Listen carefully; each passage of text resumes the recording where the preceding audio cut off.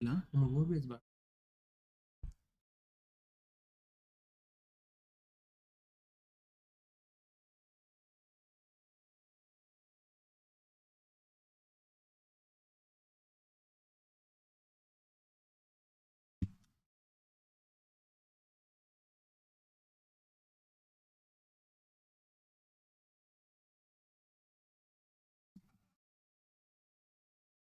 seconds lag रहता है 10 seconds.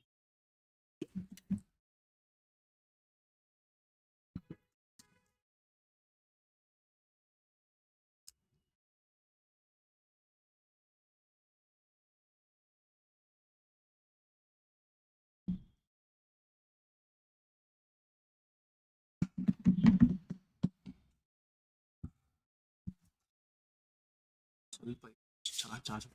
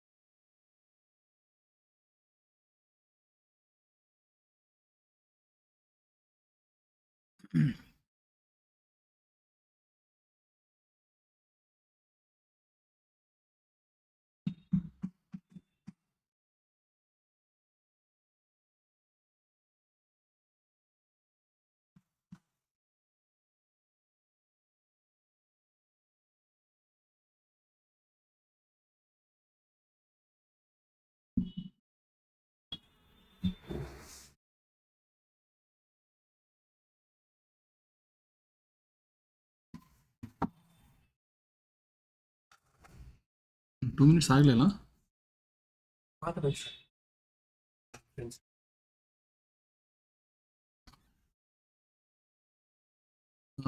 YouTube ಇದೆ ಅಲ್ಲ ಯೂಟ್ಯೂಬು ಇದೆ ಯೂಟ್ಯೂಬ್ ನೀವು ಲೈಕ್ ಇದ್ರಲ್ಲಿ ನೋಡಿ ಓಕೆ ಸೊ ನೀವು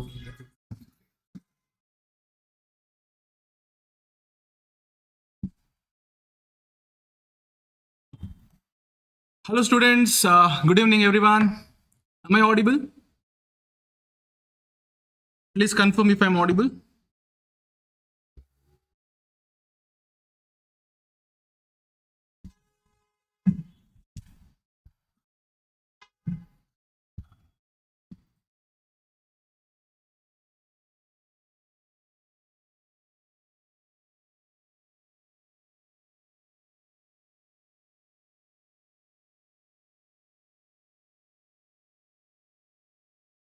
Yes.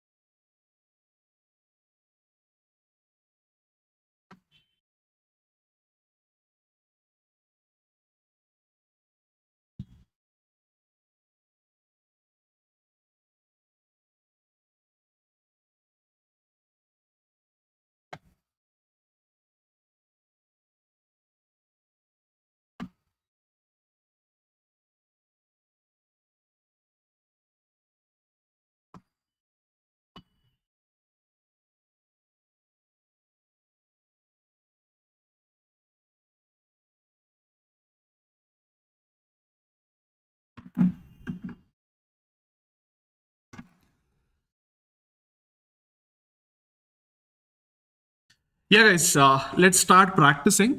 Before that, I think your law paper went well. Yeah, hoping so. Right. So don't think too much about the subjects that are already completed. So please focus on the remaining two papers as they are very, very important, very crucial to fetch you that magical number. Right.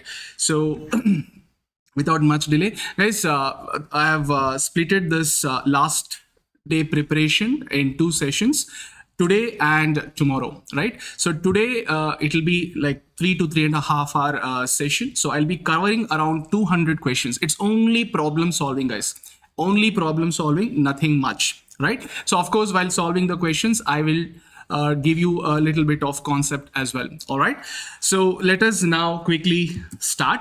So tomorrow the session will be from 11 to 2:30 or 3 o'clock, right? So we'll be solving around 300 questions tomorrow also. Today around 200. So roughly around 500 questions, right? So with that, your exam ready, right? And I'll give you the target before starting tomorrow's session, what you should have done, right? So I'll give you the target and where to prepare those concepts. I'll give you right at the end of the class. Now let's begin without much delay, guys. The first question that I'm going to discuss, it's if cube root of a plus cube root of b plus cube root of c equal to 0, then the value of this. Guys, I have discussed this in the regular class. So whenever cube root of a plus cube root of b plus cube root of c equal to 0, it's one of the identity, then a plus b plus c the whole cube is equal to 27abc. A plus b plus c the whole cube is equal to 27abc. This is the identity of indices actually. So guys, if you look at the question, a plus b plus c the whole cube whole divided by 3 the whole cube, that's what they're asking us to find. So can I not split this as a plus b plus c the whole cube divided by 3 cube? I can do that. Yes or no? So what is a plus b plus c the whole cube? It is 27abc. It's a result, right? Divided by 3 cube is 27. So 27 cancel. What you get is ABC. Option A is the right answer. Guys, moving on to the next question. Question is the value of log of 100 to the base 10 to the base, log of 5 log 100 to the base 10 to the base 10 over here. Guys, how to solve such questions is, I always tell you that whatever the number within the log, if it is not a prime number, try to express that in the form of what? Prime number. All right. So 100, prime number or a simplified number. 100 can be simplified further. How do you write 100? It is 10 square, right? 10 square. Now, power always becomes a multiplier. Where will this 2 go? It will go here and get multiplied with what? 5. So 5 becomes 10. In place of 5, it becomes what? 10, and this 2 gets eliminated. Now what we have? Log 10 to base 10 here and log 10 to base 10 here. Log 10 to base 10 is 1 and log 10 to base 10 is 1. The whole cube is 1 itself. So option A is the right answer. You know the property log m power k is equal to k log m. So 10 square, the power 2 goes here and gets multiplied with 5. So 5 into 2 is 10. Have you understood? Moving on to the next question. Alpha and beta are the roots of the quadratic equation x square minus 2x minus 3 equal to 0. Then the equation whose roots are alpha plus beta and alpha minus beta. Guys, first of all, whenever you get a question like this, before you find sum of the roots or product of the roots, make sure whether it is factorizable or not. First of all, x square minus 2x minus 3 equal to 0 is basically an equation which can be factorized. Yes or no? So minus 3 into 1 is minus 3. Tell me now, first of all, the two factors such that by adding which you get minus 2, by multiplying which you get minus 3. Definitely it is minus 3 plus 1. Yes or no? These are our factors. Once you know the factors, you can easily find the roots by just changing the signs of the factors. That means it becomes 3 and minus 1. These are our roots.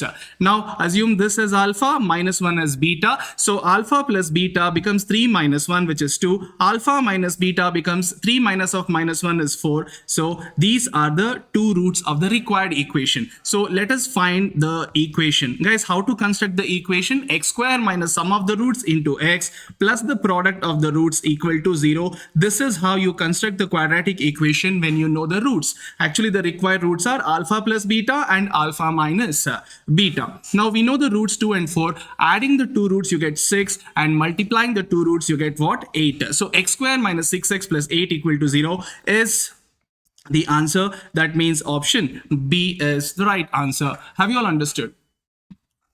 Now, the largest side of the triangle is 3 times the shortest side, and the third side is 4 centimeters shorter than the largest side. If the perimeter of the triangle is at least 59 centimeter, what is the length of the shortest side? Guys, they're talking about the perimeter of a triangle. So what you mean by perimeter of a triangle? It is the sum of the 3 sides of a triangle. Let us take the 3 sides as A, B, C. All right, let us take the 3 sides as A, B, C. Let A be the largest side, B be the shortest side, and C be the last side. Okay, let A be the largest side, B be the shortest side, and C is the third side. Now, what have they said? The largest side of a triangle, that is A, is 3 times the shortest side. That is A is equal to 3 times B. Have you understood? The third side is, what is the third side? That is C. C is 4 centimeters shorter than the largest side. Largest side is A, so it is 4 centimeter shorter, means A minus 4. C is nothing but A minus 4. Now, what is it they have said? The perimeter of the triangle is at least 59 centimeter. That means sum of all the 3 sides is the perimeter. It is at least 59. That means it should be greater than or equal to 59. Now, they're asking what is the length of the shortest side. What is shortest side here? C, correct. Shortest side is not C, actually. Shortest side is B. We have assumed A as the largest side, C as B as the shortest side, and C is the third side. All right. Now we have to express everything in terms of what? B. Now what is A? A is 3B. B, let it be as it is. Now what is C? C is nothing but A minus 4, correct? In place of C, I'm going to write A minus 4. But what is A? A is nothing but 3B. So can I not write C as 3B minus 4? Yes, 3B minus 4 greater than or equal to 59. Basically, C is A minus 4. In place of A, I can plug in 3B because I need to express everything in terms of what? B. So ultimately, 3B plus B is 4B. 4B plus 3B is 7B. 7B greater than or equal to 63. 7 ones are 7 nines are. B should be greater than or equal to 9. Have you all understood? That means it should be greater than or equal to 9 centimeters. That's the right answer.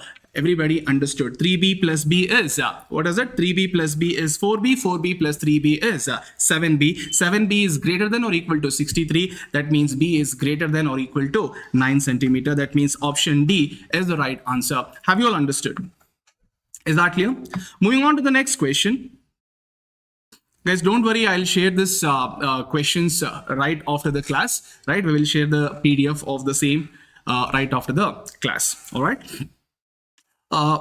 Just concentrate on understanding the questions, right? So alpha and beta are the roots of this equation. Also, alpha and beta are the roots of this equation. Then the value of alpha square plus beta square. Guys, what do you mean by alpha square plus beta square? I told you how to complete the squares. It is alpha plus beta the whole square minus 2 alpha beta. Alpha square plus beta square is nothing but alpha plus beta whole square minus 2 alpha beta. So what is alpha plus beta? It's the sum of the roots. What is sum of the roots? It is minus b by a. So what is b here? Minus of n square plus 1. So minus of minus becomes plus of n square plus 1. And a coefficient of x square is what is a. So it is n square plus 1 itself is alpha plus beta the whole square minus 2 into alpha into beta. What is product of the roots? It is c by a. C over here is the constant term. Guys, c by a anyway it's 1, so c, that is 1 by 2 into this. This is what is product of the roots. So let me write that 1 by 2 into n power 4 plus n square plus 1.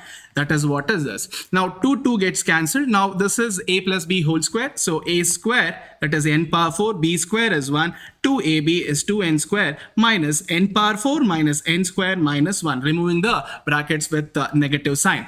Now what will happen? N power 4 will get cancelled. 2n square minus n square is n square plus 1 minus 1 cancelled. Therefore the answer is option B, n square. Guys, moving on to the next question, sixth one. Suppose you have decided to make the systematic investment plan in a mutual fund with 1 lakh every year from today. Guys, 1 lakh every year means this is clearly an annuity. Every year, every month, every quarter, every half year is always an annuity. Starting from today, that means it is annuity due. For next 10 years, that is N. All right. So where you get return at the rate of 10% per annum compounded annually, what is the future value of this annuity? So FV of AD is what I need to use. Isn't it? FV of AD is what I need to use. So what it is, A into 1 plus I whole power N. minus 1 divided by I into 1 plus I. Guys, 1 plus I whole power n value is given off, which is 2.59374. 2.59374. Then do minus 1. Do minus 1 divided by I is 10%, type 10, press a percentage, into 1 plus I. 1 plus I is over here 1.1 without raising the power, type 1.1, into A is 1 lakh, so type 1 lakh. So how much it is? It is 17 lakh 53,114. 17 lakh 53,114. Option A. So it's not option A. 17 lakh 53,114. So it's option D is the right answer. Is it clear? So moving on to the next question, guys, always look at the last part of the question whenever the question is lengthy. What is it they're asking? What is the compound annual growth rate? CAGR is what they're asking. If you look at the question, guys, it is looking like 1 plus I whole power n. Always whatever in place of I, that is what is CAGR, guys. If you see what comes after 1, it's 0.2038. That is what is CAGR, guys. You need not read anything at all, because they have given off 1 plus I whole power n. The I itself is that CAGR, which is 0.2038. Type 0.2038, multiply that with 100, because it's a percentage value. So it is 20.38%. So option A is the right answer. You need not have to look at the entire question. Moving on to the next question, Ram invested a total of 1 lakh in 2 different banks for a fixed period. The first bank yields an interest of 9% per annum, the second 11% per annum. If the total interest at the end of 1 year is 9.5% per annum, then the amount invested in these banks are respectively. Guys, have they said it is simple interest or compound interest? They haven't said anything about simple interest or compound interest. So by default, it is definitely the simple interest. So whenever the 2 different rate of interest are given and the resultant SI rate is given, you can use one shortcut. What is it? P1 is to P2 is equal to R2 minus R is to R minus R1. This is the allegation shortcut. Actually, you can use it even for this variety of question. Whenever 2 SI rates and the resultant SI rate is given, you can always use the allegation concept. P1 is to P2, where P1 is the sum invested in the first scheme, P2 is the sum invested in the second scheme. So what is R2 here? R1 is 9%, R2 is 11%, and resultant rate R is 9.75. Now, what you guys basically do is R2 minus R. R2 is 11 minus R is 9.75. That fetches you 1.25 is to R minus R1. What is R minus R1? 9.75 minus 9. That fetches you 0.75. Now look at what is that they've asked.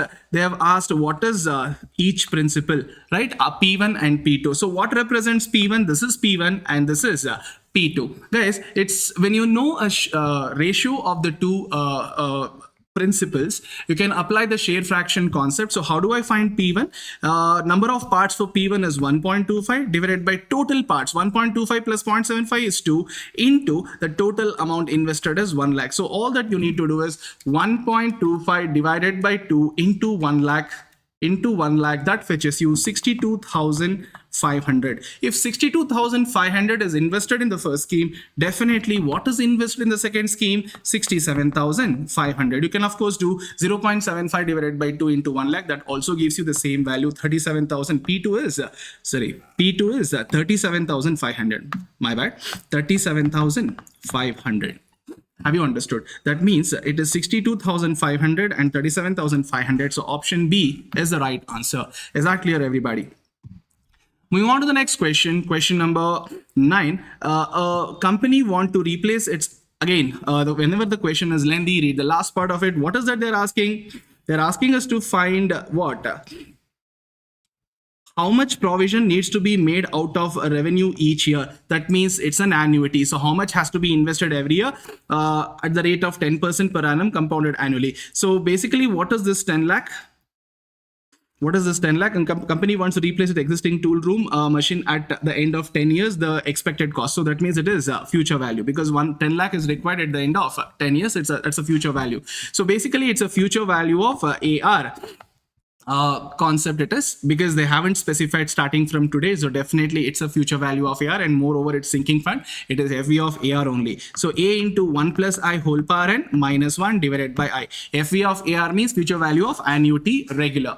Guys, if you look at this value, this is clearly this future value of interest factor. It is future value of interest factor. Suppose if you don't know, if you're not sure whether it is future value of interest factor, what you guys have to do is just do it with me. 1 plus I, 1 plus, what is I?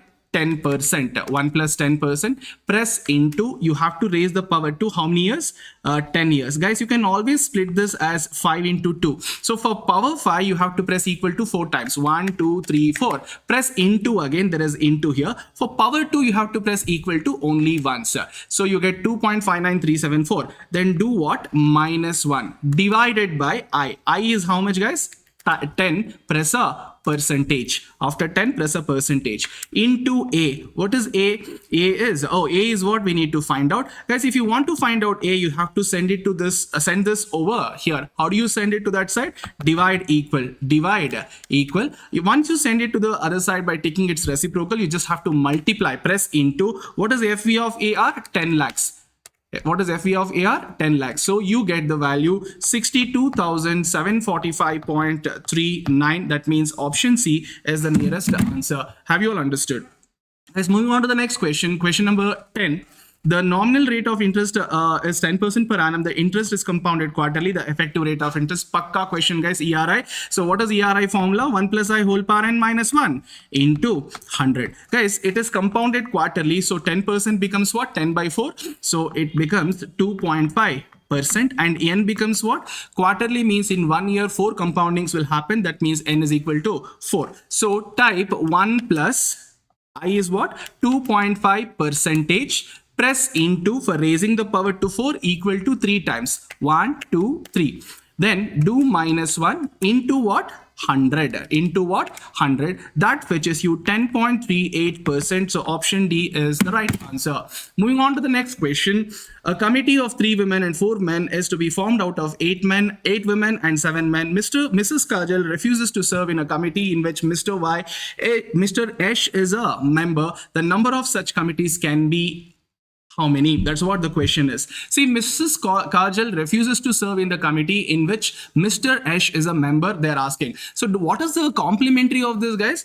They work together. They never work together. As per the question, Mrs. Kajal and Mr. Yash do not work together. Do not work together. So if you want to find this out, don't you think it is total minus they work together? They work together. That means they are in the committee.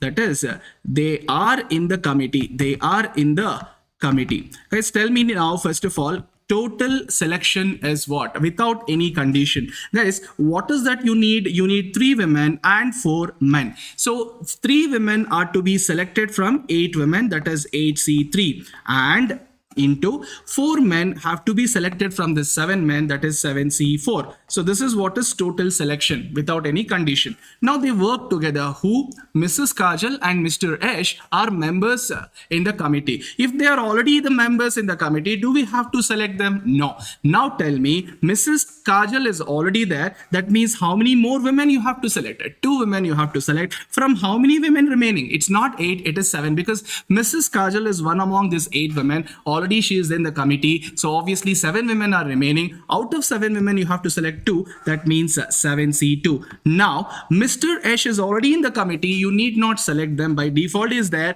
So how many more men you need? 3 more men out of 6 men remaining. That means 6C3. All that you should do is do the calculation in the calculator without having to do much.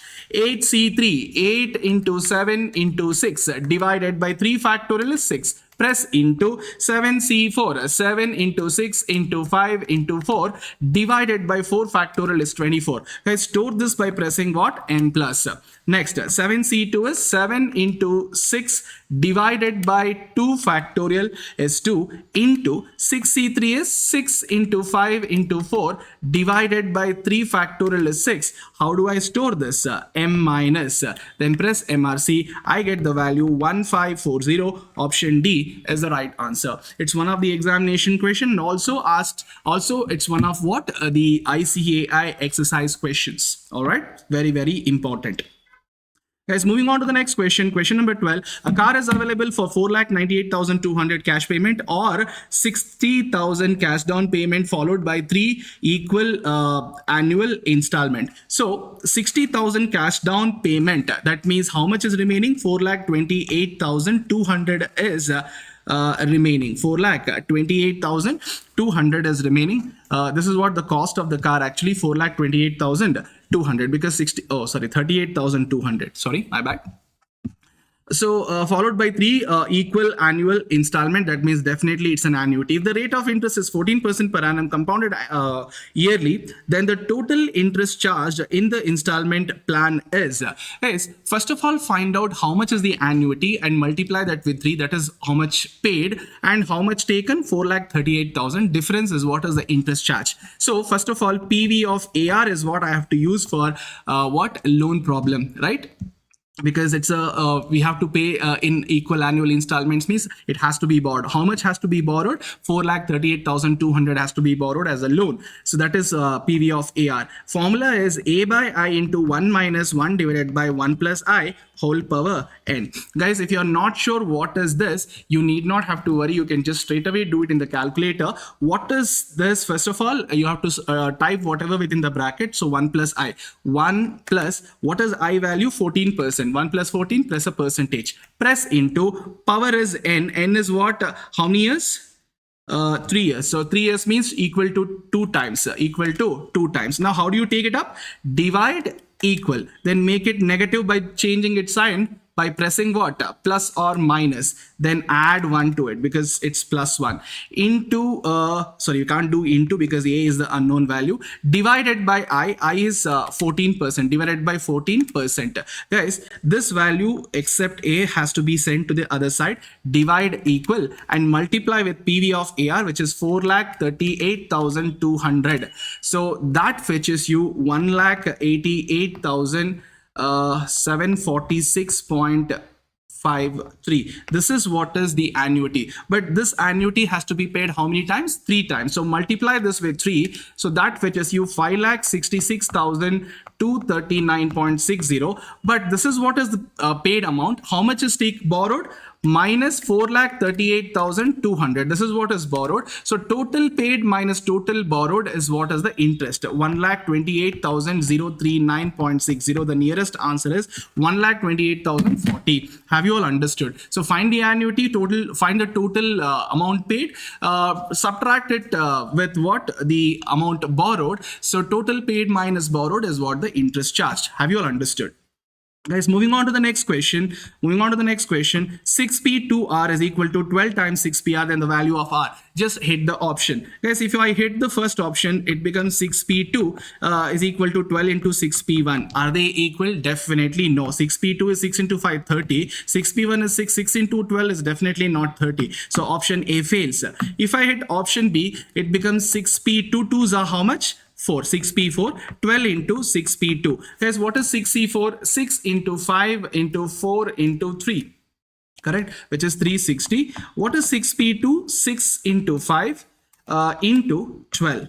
Into 12. That fetches you 360. That means option B is the right answer. Guys, moving on to the next question. How many numbers between 74 and 25,556 are divisible by 5? Now, how many numbers are there between these two numbers? That's what they're asking. What's the first number after 74, which is exactly divisible by 5? It is 75. Then 80 and so on. The number just before 25,556 is exactly divisible by 5 is 25,555. So now we need to find the number of numbers, that means n. Guys, I have given you the shortcut to find the number of numbers from 75 to 25,555, which is L minus A by D plus 1. What is L? The last term. What is A? The first term. And the common difference, since it is an AP, it's a common, there's a common difference existing. So 80 minus 75 is 5. So common difference is 5. So L minus A, 25,555 minus A is 75 divided by D is 5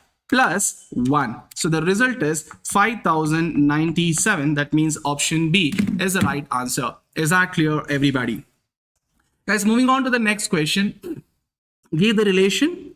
Given the relation, this is what the relation is. On the set 1, 2, 3, the minimum number of ordered pairs which when added to R make it equivalence relation. Guys, what do you mean by equivalence relation? A relation which is reflexive, symmetric, and also transitive is said to be an equivalence relation. First of all, for it to be reflexive, there must be 1, 1, 2, 2, because whatever the elements present in the set A, for all those elements, there must be reflection. So element 1, so 1, 1 should be there. Element 2, 2, 2 should be there. Element 3, 3, 3 should be there. So then it will become reflexive. So 3 ordered pairs I have to add. In addition to that, because they have given 1, 2, they have given 1, 2, 1, 2. That means for it to be symmetric, 2, 1 should also be present. Correct?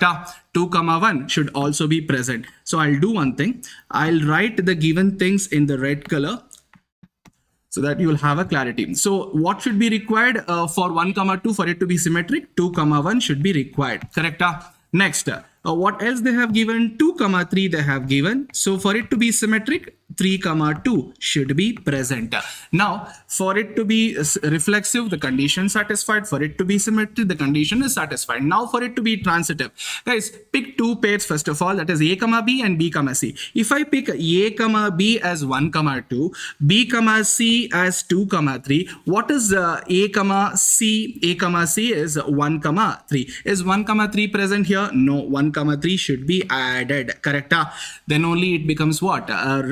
Transitive relation. But if 1, 3 is there, then 3, 1 should also be there for it to be symmetric. So 3, 1 should also be present. Now let's try to see the transitive once again. Guys, what else could be A, B is 1, 2, B, C is 2, 3 only, nothing else is possible. Now can I take this as A, B? Yes. If I take 3, 2 as A, B, definitely 2, 3 could be B, C. Yes, because 2 is B, here also 2 is B. So therefore, A, C will be 3, 3. 3, is definitely present. Other than this, is it, yeah, I can take this as A, B. 1, 3, because B here is 3, B, C will be 3, 2. So what will be my A, C? 1, 2. 1, 2 is definitely there. So definitely it becomes what? Transitive relation. So how many pairs I have added? Literally 1, 2, 3, 4, 5, 6 and 7 pairs. So 7 minimum pairs are required for it to be what? Equivalence relation. Have you all understood? Everybody clear? Right. So minimum number of relations to be added are 7. Then only it becomes what? Equivalence relation. Guys, moving on to the next question. Guys, I gave you the shortcut for such questions whenever non-repeated linear pairs are given. You can always write the shortcut log of the first factor plus, so there's some constant actually before log, some constant into log of the first factor plus some constant into log of the second factor. What's the first factor?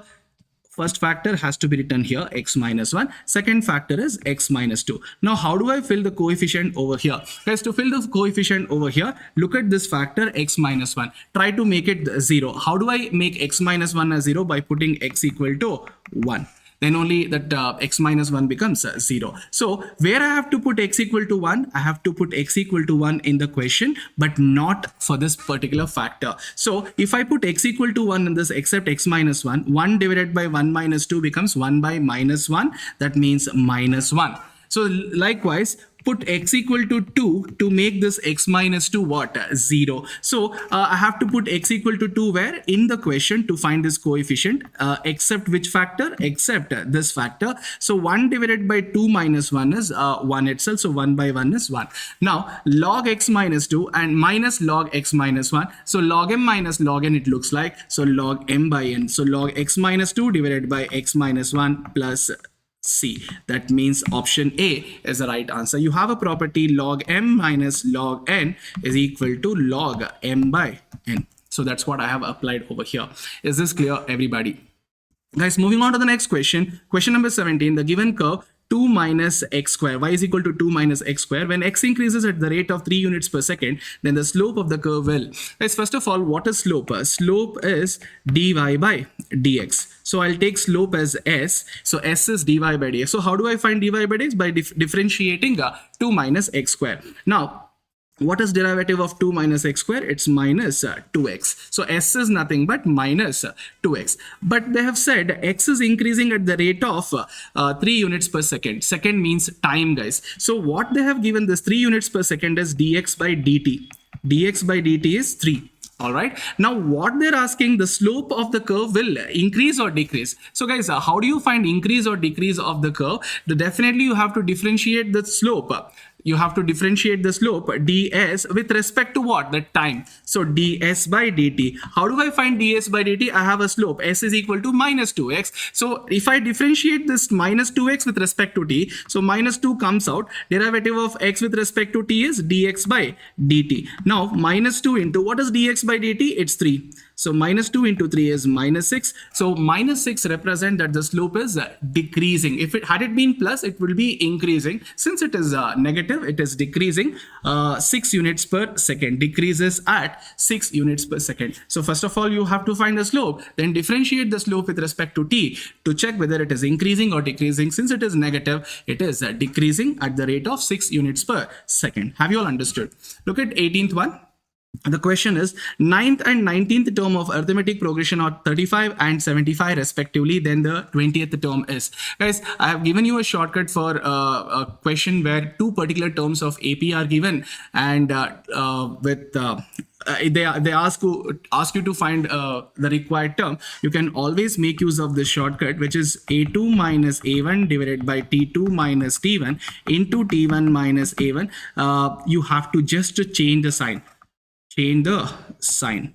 Change the sign means what? If it is plus, you have to make it negative. If it is minus, you have to make it as a positive. Guys, this is a1. The smaller term is a1 and the bigger term is a2. Now, what is t1 and t2? t1 is not 9. t1 is the coefficient of d in the 9th term. Guys, 9th term is a plus 8d, isn't it? 9th term is a plus 8d. So t1 is 8. And 19th term is a plus 18d. So t2 will be 18. So t1 is coefficient of d in the least term and t2 is coefficient of d in the highest term. Now, all you need to do is feed the values in the calculator. a2 is 75.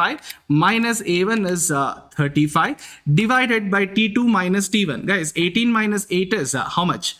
10 into t1. t1 is 8 minus a1 minus 35. So what do you get? Minus 3. But I said what? Change the sign. So a should be plus 3. Guys, this value, whatever you have solved, this value itself is the d value. This value itself is the d value. So what is the d value we had got? A2 minus a1, this is 40. 40 divided by 10 is 4. So common difference is 4. So all that you need to do is 20th term, that is a plus 19d. So 19 into 4 plus a is 3. That fetches you 79. Option B is the right answer. Let's moving on to the next question. If y is equal to x divided by x plus 5, then dx by dy is equal to what? So since you have to find dx by dy, what you do is segregate x terms on one side and remaining terms on the other side, for which you have to cross multiply. X into y is xy plus 5y is equal to x. All right. Now I'll take this xy on the other side. It will become x minus xy. So x is common. So it's 1 minus y within the bracket. This is 5y. So what is x? It's 5y divided by 1 minus y. Now we have to differentiate x with respect to y. So dx by dy is equal to, guys, I have given you one shortcut. If you remember, if y is equal to a times f of x plus b divided by c times f of x plus d, then dy by dx is what? ad minus bc divided by denominator the whole square into f dash of x. So just use this shortcut. Guys, here there is no coefficient, there's no constant term here. I can visualize what here? 0. So 5y plus 0 divided by minus y plus 1. So the variable has to be written first, followed by the constant term. So y I have written this 1 minus y is minus y plus 1. So if I use that shortcut, denominator becomes what? 1 minus y the whole square, because denominator the whole square. Now AD minus BC. Guys, AD means these two terms. 5 into 1 is 5 minus BC, minus 1 into 0 is 0 itself, and f dash of x. Guys, y is f of x. F dash of x is derivative of y with respect to y only. It's nothing but 1. The answer is 5 divided by 1 minus y the whole square. That means option A is the right answer. Moving on to the next question, the number in place of the question mark, 7, 26, 63, 124, 215 and so on. If you look at these numbers, they are very familiar to you all. So how they are familiar, guys? First of all, if you look at these numbers, these are very closer to the cubes. 7 is very close to 8, which is 2 cube minus 1. 26 is very close to 27, which is 3 cube minus 1. This is 4 cube minus 1. This is 5 cube minus 1. And this is 6 cube minus 1. The next number should have been 7 cube minus 1. 7 cube is 343. 343 minus 1 is 342. So option A is the right answer. Guys, moving on to the next question. Mention is coded as, write one below the other for your reference. Mention is coded as LNE ITNO. Guys, how it has been coded? If you look at the first letter, M to L, it's minus 1, but other two letters in pairs, letters in pair are reversed. You see, E and N have got reversed, I and T have got reversed, N and O have got reversed. Only the first letter is coded with minus 1. The other pair of two letters are reversed. Same way, try to code present as well. So P should be minus 1, so it should be O. Correct. So then RE becomes ER, SE becomes ES, NT becomes TN. So OERE, OERESTN. That means the option D is the right answer. Have you all understood? Guys, moving on to the next question. Out of the following, find the odd man out. Guys, if you look at all these numbers, they're all what? What numbers are they? They are prime numbers except 95. Yes or no? 95 is a composite number. All other numbers are prime numbers. There's one more way to look at it. How? 41 to 43 is plus 2, 43 to 47 is plus 4, 47 to 53 is plus 6, 53 to 61 is plus 8, and this is plus 10, this is plus 12, and if you look at each difference is increasing by 2, the next difference should be 14, so 83 plus 14 should be 97. They have given 95, so 95 clearly the odd man out. Is that clear, everybody? Guys, moving on to the next question. It's a question on direction test. Deepika starts walking straight towards east. So from the starting position, she walks towards the east after walking 65 meters. So towards east, she went 65 meters. She turns to the left. Left means upwards. How many meters? 25 meters. Again, she turns to the left. See, going north, left is left only, left only, walks a distance of 40. So walks a distance of 40. Then at what distance and in which direction currently she is from the initial point? Starting point is the initial point. So if this is the final point, if you see, it's a slant distance, correct? So whenever it comes to a slant distance, you must construct a right angle triangle. So I'm extending a vertical from the topmost position and a horizontal from the bottommost position. Now, this is what is the distance, x. Now, what is this vertical distance? 25. What should be this horizontal distance? Very good. It is 25 again. How come 25? Because the total distance is 65. If this is 40, this part is 40, definitely this part should be 25. All right, so what is x? It's root of vertical square, that is 25 square plus 25 square. It is 625 plus 625 equal to then the root. So that comes out to be 35.35. So 35.35 meter distance. And if you look at from starting point, the final point is at northeast direction, is in northeast direction, 35.35 meters in northeast direction from the starting position. Have you all understood? Guys, moving on to the next question. Seven friends A, B, C, D, E, F, G are watching a movie in a row. If they don't specify the direction they are facing, so you have to assume what? Default north. So E is sitting at one of the extreme ends. So which end we don't know. Always seating arrangement question, you have to see the Shaw statement. C is second. Sitting second to sitting second to the second to E, they have said. So second left of E it should have been. C is sitting second left of E. So if that is the case, E should be at the right extreme. That is missing actually. So C should be over here. So that means they've clearly said E is sitting at one of the extreme end. That means for C to be second to the left of E, E should be at the right extreme only. So how many position to the left of E? 6 position to the left of E. 1, 2, 3, 4, 5, and 6. Now try to find the statements connected to E and C. What are the statements that we have connected to E and C? B is sitting between A and C. Definitely B should be here and A should be over here. Now next, in regards to A, B, C, and E, find the statement. G is not sitting at any extreme end. Okay, A is not at any extreme end. That is also fine. D is sitting immediate to F. D is sitting immediate, once again there's a missing information, left to F. If D is sitting immediate left to F, this is where D and F have to be placed.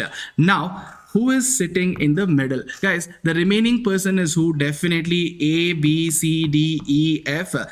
G only should be seated over here. The question is what? Who is sitting in the middle? B is sitting in the middle. Have you understood? So here the missing information left here, and here also it is left. Moving on to the next question, 25th one. It's Mr. Karthik puts his timepiece, that means watch, on a table in such a way at 6 p.m. So what's the time actually? 6 p.m. At 6 p.m. the hour hand will be at 6 and the minute hand will be at 12. Minute hand will be at 12. So this is 12 and this is 6. All right. Now, such that R and points in north direction. That means 6 is north, 12 is definitely south. So which side is east? East is this side and west is that side. So if had the north been upwards, definitely east would have been right. So west would have been left. Since the north is downwards, east will be definitely on the left and west is on the right. Now the question is, in which direction the minute hand will point at 9:15 p.m. So definitely at 15 minutes, minute hand will be towards 3, correct?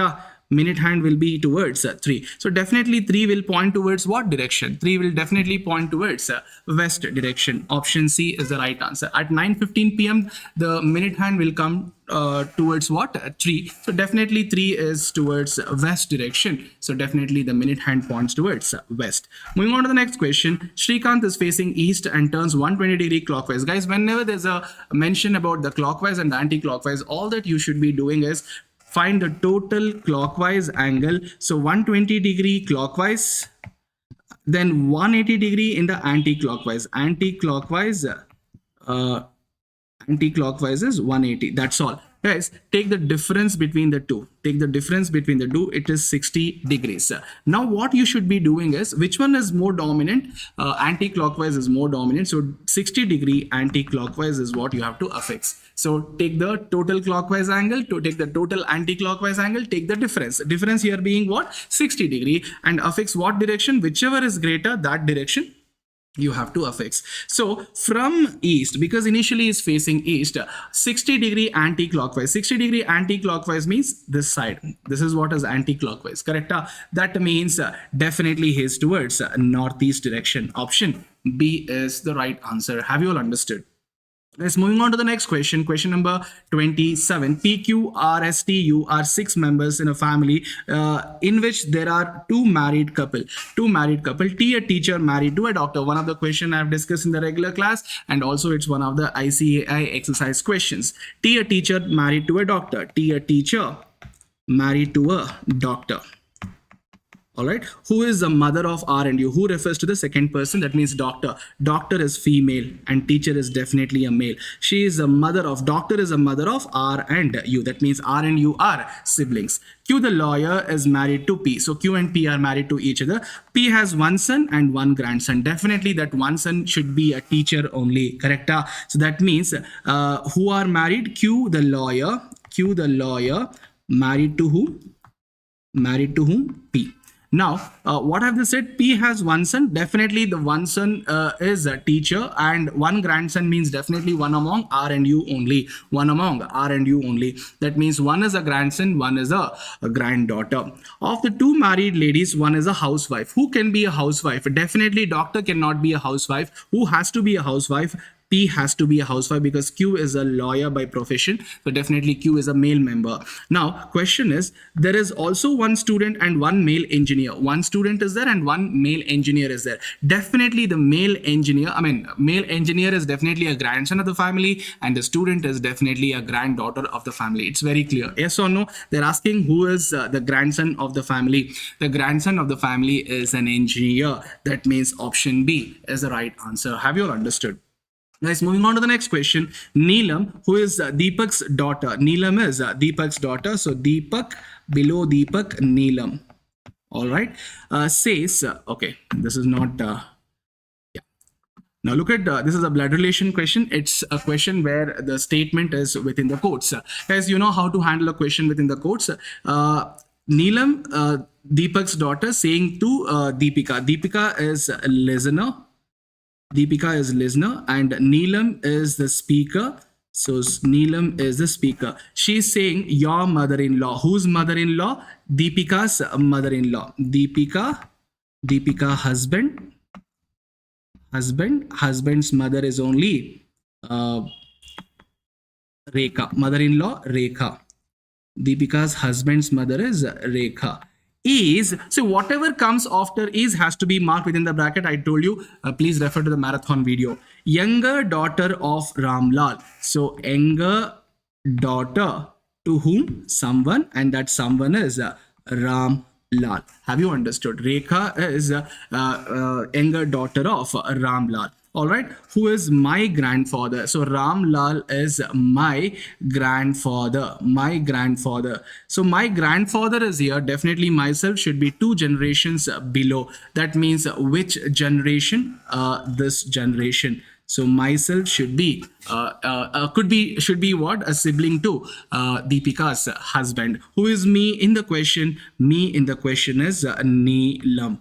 Me in the question is Neelam. Question is, how is Neelam related to Deepika? Neelam is clearly sister-in-law to Deepika. Have you all understood? Neelam is clearly sister-in-law to Deepika. So Ramlal is clearly a grandfather to whom? Myself. Myself here is the speaker, that is Neelam. So definitely Neelam is sister-in-law to Deepika. Option C is the right answer. 29th question, pointing to a photograph, definitely a person in the photograph. A woman says. So woman is a speaker. Once again, the same kind of a question. This man means the person in the photograph. Man's son should be below man. Son's sister means sibling to the son. Is, whatever comes after is should be within the bracket. My mother-in-law. That means who is myself here? The lady. Woman. So for woman, this sister to be a mother-in-law, definitely she should be her husband's mother. That means my husband should be here, then only myself here. Who is me in the question? Women. Because the speaker is only me in the question. So what is the question? How is women's husband? Women's husband is here. Related to the man in the photograph. To the man, women's husband is grandson. Woman's husband is grandson. Have you all understood? Guys, moving on to the next question, 30th one. A is brother of B. A and B are siblings. So hyphen symbol. A is brother of B. So A is a male member. B is daughter of C. B is a female member. So C should be above. Is this clear? D is the father of A. So D should be a father of A. That means D and C clearly are husband and wife because A and B are siblings. Then how is C related to D? C is definitely wife to. C is wife to who? D. C is wife to D. Have you understood? Moving on to the next question, that is 31st. X and y are related as 4x plus 3y plus 11 equal to 0. The mean deviation of y is 7.2. What is mean deviation of x? It's a dispersion concept, guys. So for dispersion concept, dispersion of y is equal to mod a by b into dispersion of x. Here dispersion measure being what? Mean deviation. Mean deviation is a dispersion concept. So what is a? Coefficient of x. What is b? Coefficient of y. So it's 4 by 3. I should take only the modulus, so only the sign, only the magnitude. Dispersion of x, that means md of x.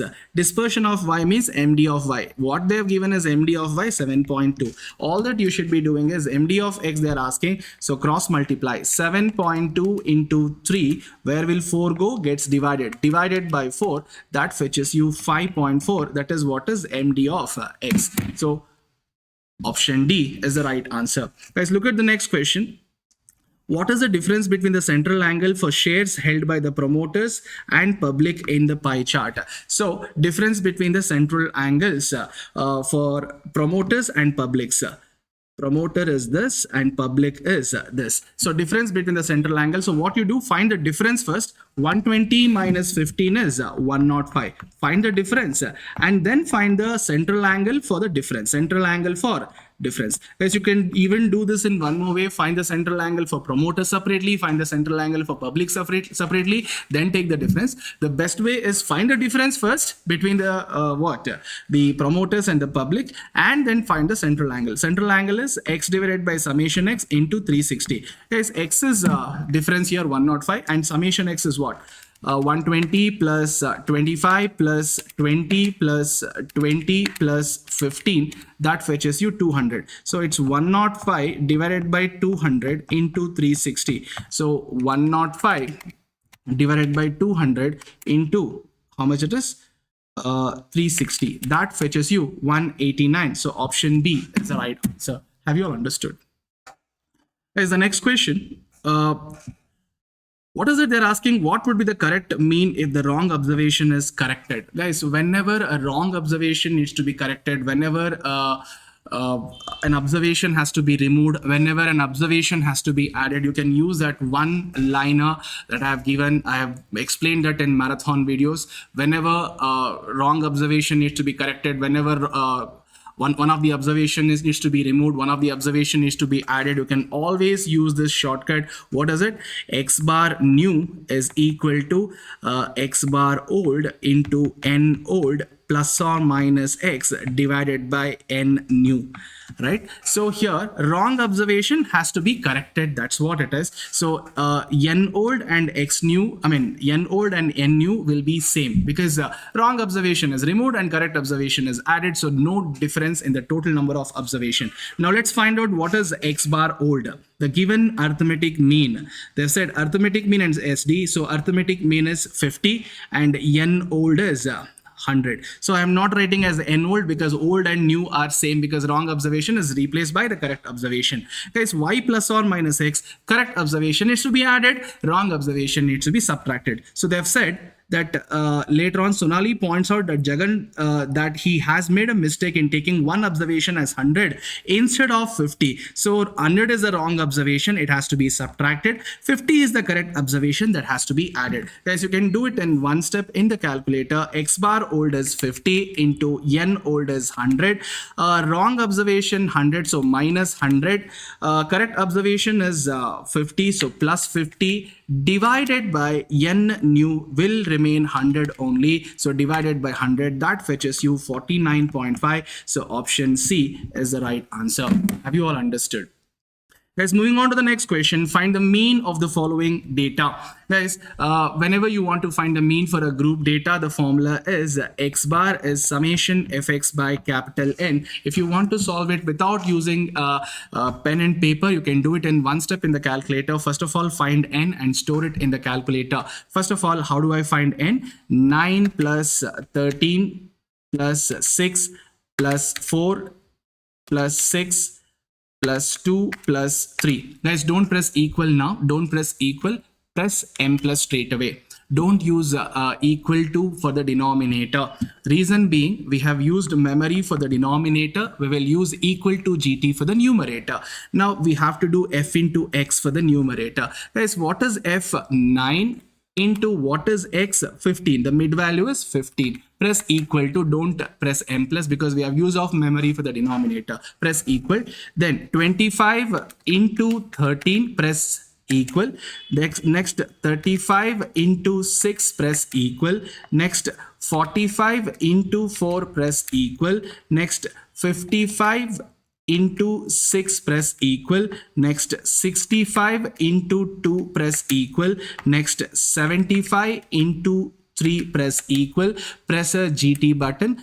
Divided by, where is the denominator? It's in memory. How do you recall? By pressing MRC. Press equal. Now you get the answer 35.69. The nearest answer is 35.7. You can do it in one step in the calculator without having to write anything on paper. Is that clear, everybody? Guys, look at the next question. The median of the following set of observation. First of all, observations are not sorted, so don't waste your time in writing all observation in ascending order or descending order. What you basically do is find the number of observation. 1 2 3 4 5 6 7 8 9 10. 10 observations are there. Definitely two middle values are what? N by 2 and n by 2 plus 1. That means fifth and sixth values. So what you basically do is cancel off first four observation in ascending order. What are the first four observation in ascending order? The least observation over here is 18.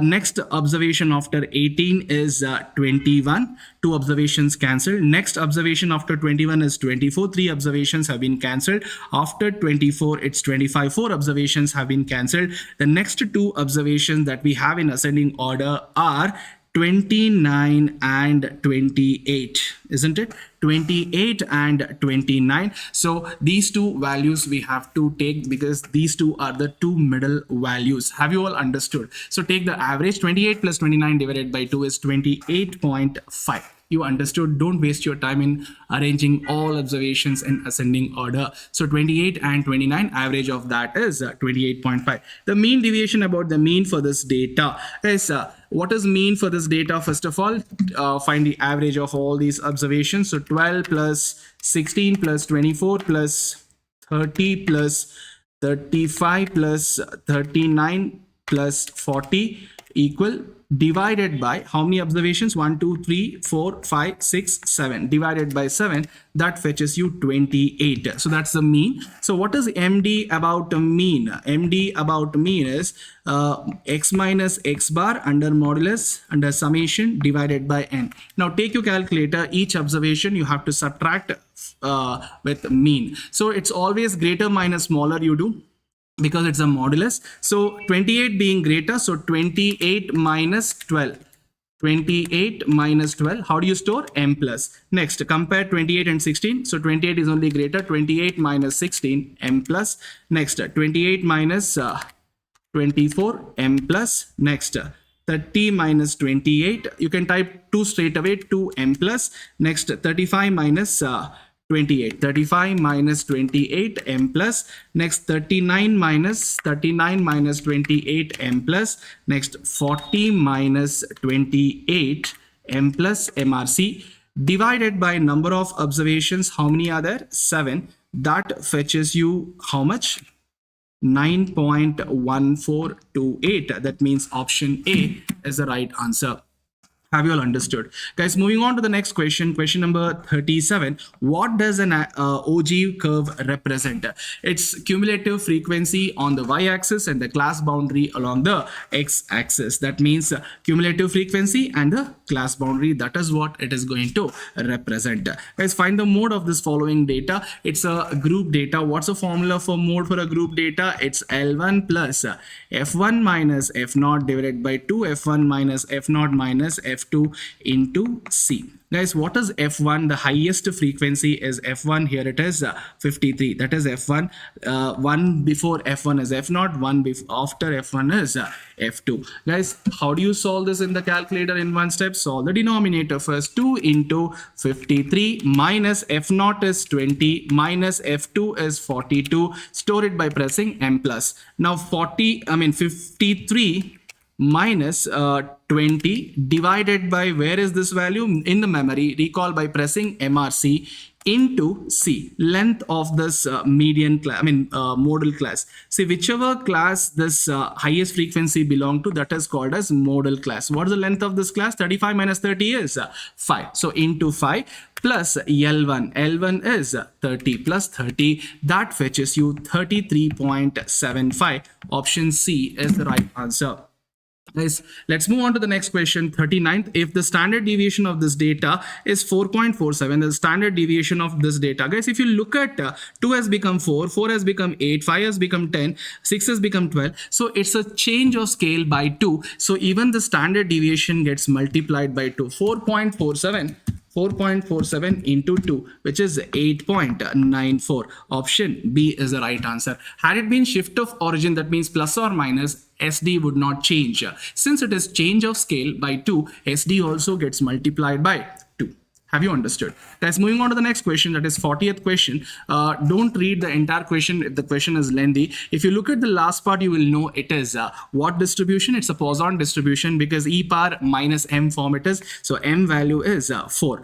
E power minus m value is given off. They're asking, find the probability that during one particular minute, there will be either 2 phone calls or no phone call. That means P of x equal to 2 or means plus P of x equal to 0. No phone calls means x equal to 0. What's the formula for Poisson PMF equation of a Poisson distribution? E power minus m, m power x divided by x factorial. Guys, in both these terms, what is common? E power minus m is common. I'm going to take that out. What will be remaining here? M square by 2 factorial. From the second term, m power 0 by 0 factorial. So clearly, m value is 4. 4 square is 16 divided by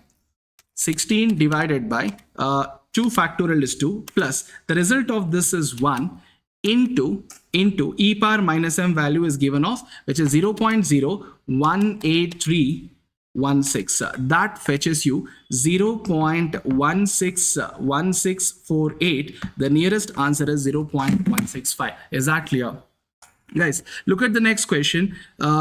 Again, read the last part of the question. If choosing a company is an equally likely event, what is the probability that the product chosen is free from defect? That means P of x equal to 0 is what we need to find. That means no defect from, there are how many product A, product B, product C. So no defect from any of, any of the company B, company C. So no, probability that the product chosen is free from defect means there should not be any defect from company A, company B and company C. So no defect from company A means 90%, that means 0.9. No defect from company B is 20%, 80%, that means 0.8. No defect from company C is 95%, that means 0.95, because they have given a probability for defect.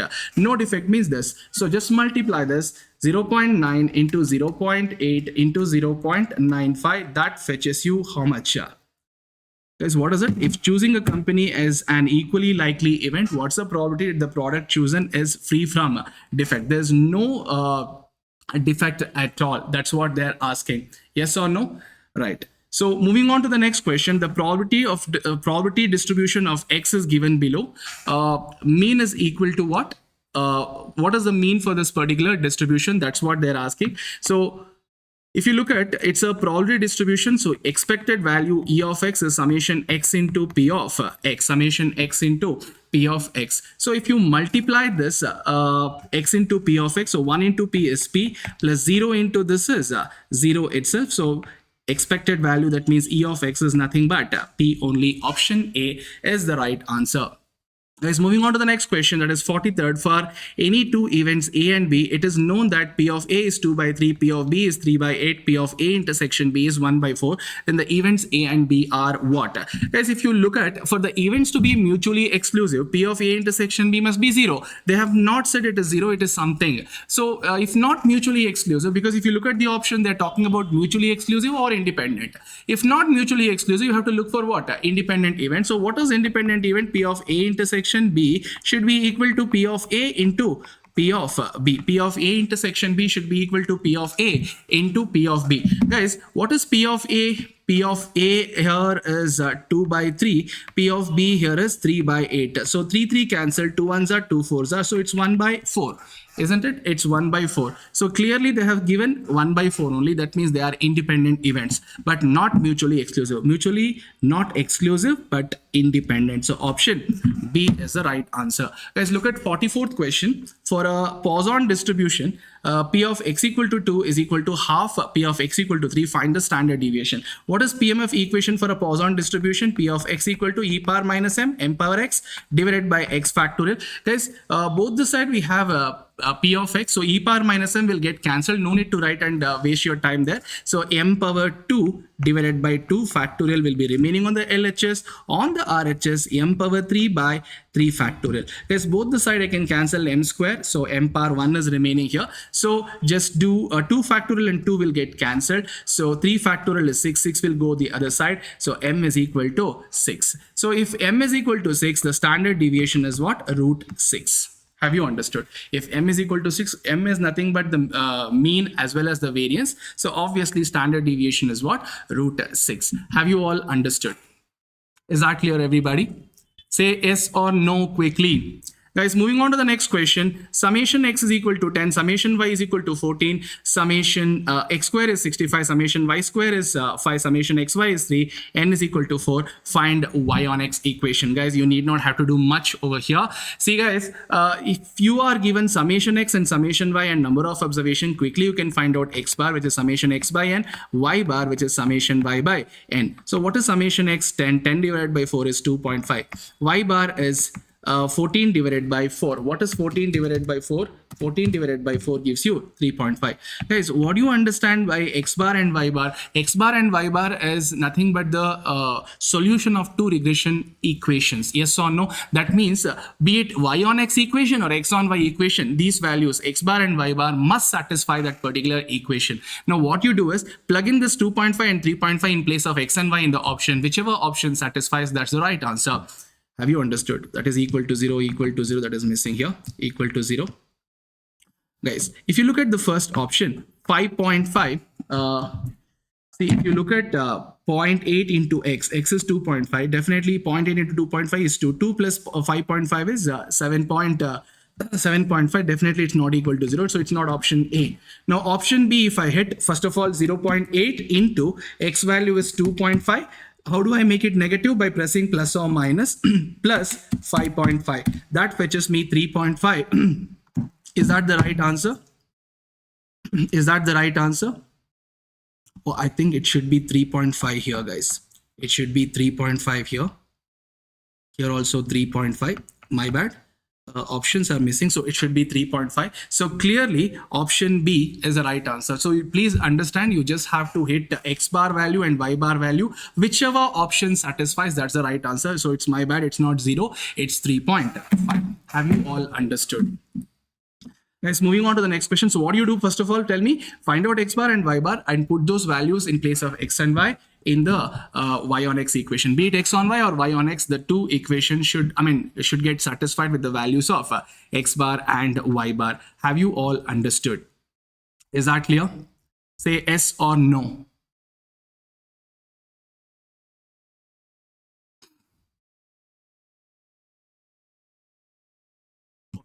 Moving on to the next question, guys. Moving on to the next question. They have given x and p of x value. They are asking us to find expected value of x. So, guys, how do I find expected value of x? It is e of x is equal to what? Summation x into p of x. All that you should be doing is take your calculator. 1 into 1 by 3. Since it is negative value, press m minus. 2 into 1 by 6, again a negative value, so m minus. 0 into 1 by 5 is 0 only. 1 into 1 divided by 6, m plus. 2 into 1 divided by 3, m plus mrc, which is 0.1666, which is clearly 1 by 6. Just hit the option, whichever option gives you that value, that's the right answer. Have you all understood? Guys, moving on to the next question. If the regression lines are perpendicular to each other, whenever the regression lines are perpendicular to each other, so our value is definitely 0. Whenever the lines are coincident or identical, the value will be either plus 1 or minus 1. Have you all understood? Clear? So moving on to the next question, question number 48.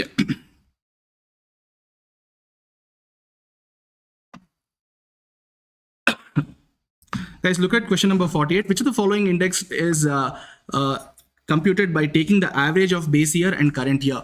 Guys, average of base year and current year is considered for Marshall-Edwards index, because Marshall-Edwards index is summation P1 into Q0 plus Q1 divided by summation P0 into Q0 plus Q1 into 100. So we have taken the average of current year and base year in case of Marshall's index. Have you all understood? Guys, moving on to the next question, question number 49. So what is it? We need to find the last PS index. So what is last PS index? Summation P1 by summation P0. We just have to multiply Q0 for both numerator and denominator into 100. So this is what is last PS index.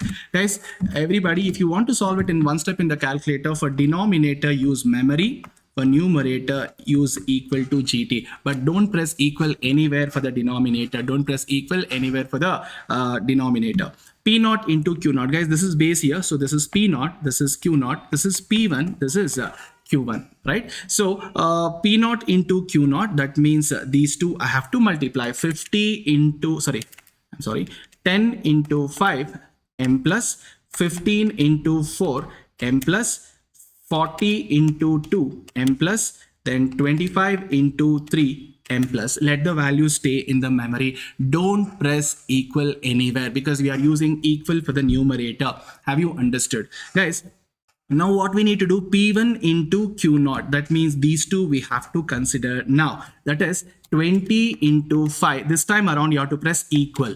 Right? 4 into 25, press equal. Next, 2 into 60, press equal. 3 into 40, press equal. Press a GT button. Divided by MRC into 100. Because MRC, because we have stored the denominator already, so we have to press MRC to recall the value. So that fetches you 166.0377. That means 166.04 is the nearest answer. Have you all understood? Everybody, say yes or no. Clear? So let's now move on to the next question. Question is, the index number of the prices for a country is given in a given date is 250. That means current year price index is 250, and base year price index, if not given, has to be taken as how much? 100, right? So how much? There is an increase of 150%. So definitely 150% tells you it is 1.5 times. It has increased by what? 1.5 times. So option B is the right answer. Have you all understood? Say yes or no. Now moving on to the next question. If the Fisher's index number is 160 and Pasch's index number is 140, then Laspier's index number is what? Guys, what is the connection between Fisher's, Fisher's, Laspier's and Pasch's? Fisher's, Marshall's and Pasch's, it is F is equal to root of L into P. So what is it they're asking? It is the value of L. It is the value of L. So F square is equal to L into P. So F square divided by P is equal to L. So F square value is what? F square value is Fisher's is 160, so 160 the square divided by 140. So take your calculator, 160 into equal for squaring divided by 140. That fetches you 182.85. Option B is the right answer. Okay, one of the students is saying, sir, please cross-check the question number. Yeah, I'll just check. Yeah, question number 41. Oh, okay. They are equally likely events, right? So we have missed out on this. Actually, they are equally likely events. So when the events are equally likely, so probability of picking a company A is 1 by 3 and probability of company B is also 1 by 3. Company C is also 1 by 3. So from company A, the probability of defective is 10%. No defective means 0.9, 10%.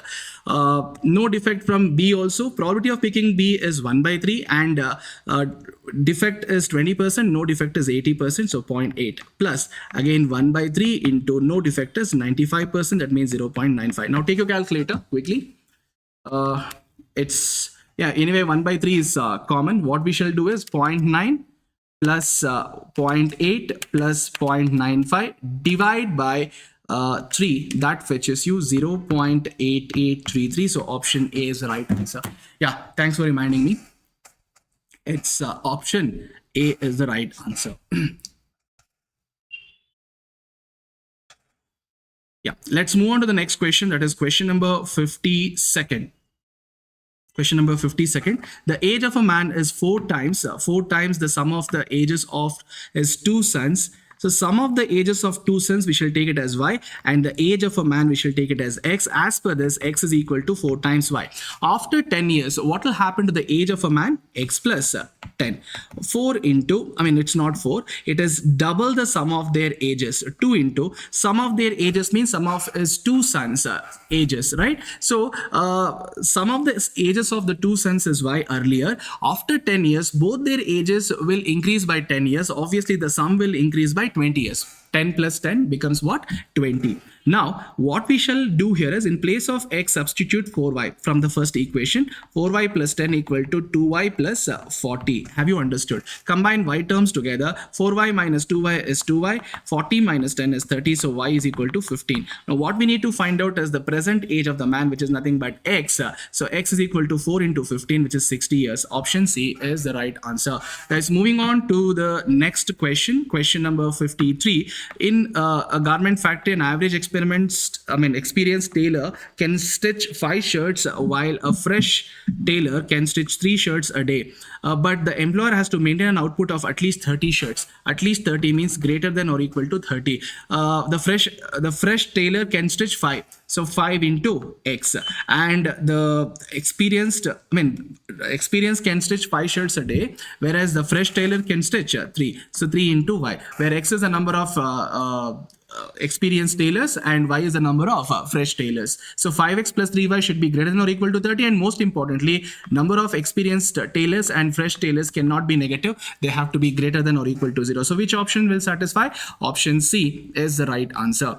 Have you understood? 54th question, guys, it's a log question. They're asking us to find log of 100x divided by y square to the base 10. Guys, whatever is multiplied, that gets added. Whatever is divided, that gets subtracted. I've told you. So log 100 plus log x, because 100 and x are multiplied, so they become what? Sum of the two log terms, with log 100 plus log x and log y square. Y square is divided, so minus log y square it becomes. Log y square is nothing but 2 log y, because power becomes a multiplier. Can I write straight away like this? Log y square is 2 log y. Now log 100, guys, log 100 is log 10 square.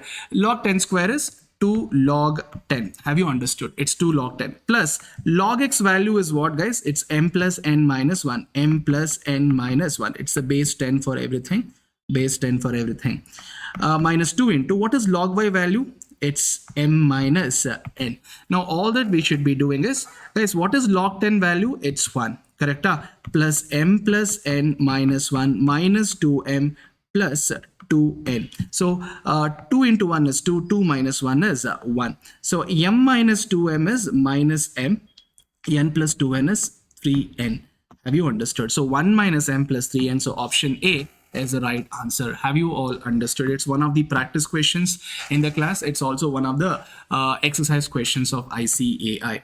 Guys, let's move on to the next question. Look at the last part of the question. What is that? Express this using linear inequality. So you have to see condition is given for what? What is the condition? The plant has maximum of 180 hours available in a week. So whenever they talk about the time, it should be always less than or equal to what? 180. Less than or equal to what? 180. Now, what is less than or equal to 180? So manufacturing one bag of grade 1 fertilizer requires 4 hours in plant. And manufacturing one bag of grade 2 requires 10 hours in the plant. That means they've given in terms of x1 and x2. So 4 into x1 plus 10 into x2 should be less than or equal to 180. So clearly, which option it is? Option Yeah, if I divide this by 2, what will this become? I mean, I think option D. Yeah, it's option D, 4x1 plus 10x2, 10x2 less than or equal to 180. So it's option D clearly, right? Look at the next question, guys. It's pretty simple. Whenever 3 different equations are given this way, always look at the constant coefficient in the last equation, constant power in the last equation. In the last equation, what's the constant power? There's nothing means 1. So the answer will be always equal to 1. Option. Suppose if the power had been 2, the value of ABC would have been 2. If the power had been 3, the value of ABC would have been 3. Have you all understood? Guys, moving on to the next question. The difference between the compound interest and the simple interest on a sum of money invested for 3 years at 6% per annum is 110.16. The principal is. Guys, whenever they ask you to find the principal by giving you 3-year difference, the shortcut for finding the principal is difference for 3 years divided by I square into 3 plus I. This is what the formula for a shortcut for 3-year difference. If they give you for 2-year difference, it is difference divided by I square. That's it. Since it is for 3 years, so it should be 3 plus I. Guys, take your calculator. So 3 plus I is 3 plus 6%, I mean 3 plus 0.06, 3.06 it is. So just write down this is 3.06 because I is 6%, so 6% is 0.06. So 3 plus 0.06 is 3.06. Now type difference. What is the difference? It's 110.16 divided by I square. What is I value? It is 6 plus a percentage. Okay, again divided by 6%. Divided by, again, what is the value of 3 plus I? 3.06. That fetches you 10,000. So that's the principal. Have you understood? Write down the value of 3 plus I first of all. So I is 6%. So 6 divided by 100 plus 3. You can't be doing 3 plus 6%. It will be wrong. 3.06. So keep it aside and do the calculation now. Difference is 110.16 divided by I square. I square value is how much? I value is 6%, type 6, press a percentage. Since it is I square, again divide 6%, divide 3 plus I, that is 3.06. You have to divide only, which is 10,000. Have you understood? 58th question. A machine depreciated 10% of its value at the beginning of the year.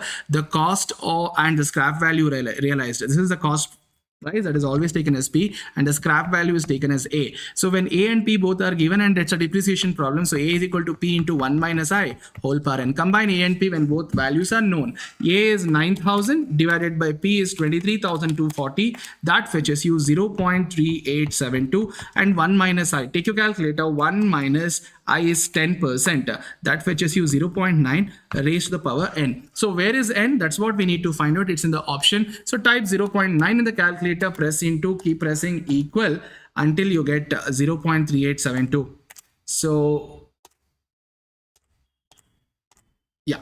So counter number, it is showing 10. Actual power is 9. Counter number, it is showing 10. So actual power is 9. So it will take 9 years. Have you understood? So 0.9, press into, keep on pressing equal until you get what? 0.3874. The counter number that appears on the calculator is 10. Actual power is 9 years. Option C is the right answer.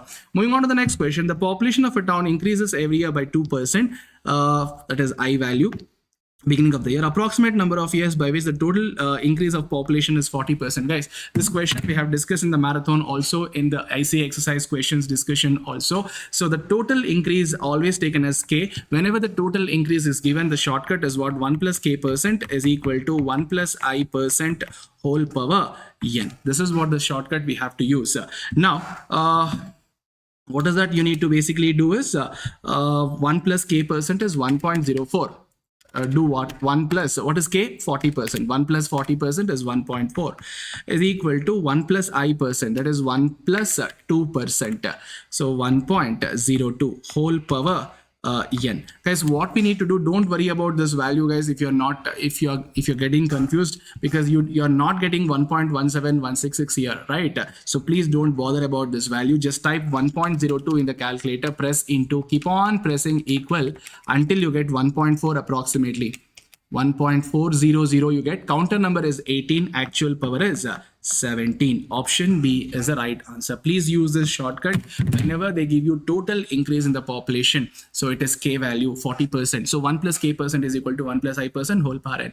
You can use this shortcut. You can save a lot of time. Guys, moving on to the next question. Govinda's mother decides to gift 50,000 every year. That means it's an annuity. Starting from today, that means annuity due for next 5 years. That is n is equal to 5. Govinda deposits this amount in a bank as and when he receives the and gets 10% annual interest compounded annually. What is the present value of this annuity? So PV of AD is what they're asking. So A by I into 1 minus 1 divided by 1 plus I whole power n into 1 plus I. Guys, what is this 3.16987? It's definitely the present value of what? Annuity. Present value of interest factor. If you're not sure about it, what you do is type 1 plus I in the calculator. 1 plus, what is I value? 10%. 1 plus 10%. Guys, make sure you store this value because you need 1 plus I again. Press M plus to store it. Raise the power to 5 now. Press into equal to 4 times. 1, 2, 3, 4. Take it up now. How do I take it up? Divide equal. Then make it negative. How do I change the sign? Plus or minus. Then add 1 to it. Plus 1 into A. What is A? 50,000. Divided by I. What is I? 10. Press a percentage. Then into. Press into. 1 plus I value is already been stored. How do I recall? Press MRC. It will show 1.1 now. Press equal now. That will fetch you the value 2,08,493.27. So which option? So the nearest answer is 493.5. 2,08,493.5. The nearest answer is option B is the answer. 61st, the compound interest on 15,625 on means that's a principal. 9 months compounded quarterly. Is quarterly compounding means every quarter is 3 months. So 1 quarter is 3 months. So obviously in 9 months, 3 quarters. So n is equal to 3. And 16% becomes 4% because 16 by 4, it's 4%. So we need to find CI. It's P into 1 plus I whole power n minus 1. So 1 plus I. Quickly do what is 1 plus I? 1 plus 4%. Raise the power to what? 3. Press into equal to twice. Do what? Minus 1. Into P 15,625. That fetches you the value 1951, which is option C. Moving on to the next question. If the discount rate is 10% per annum, how much amount would you pay to receive 2,500 growing at 8% per annum? It's PV of growing perpetuity.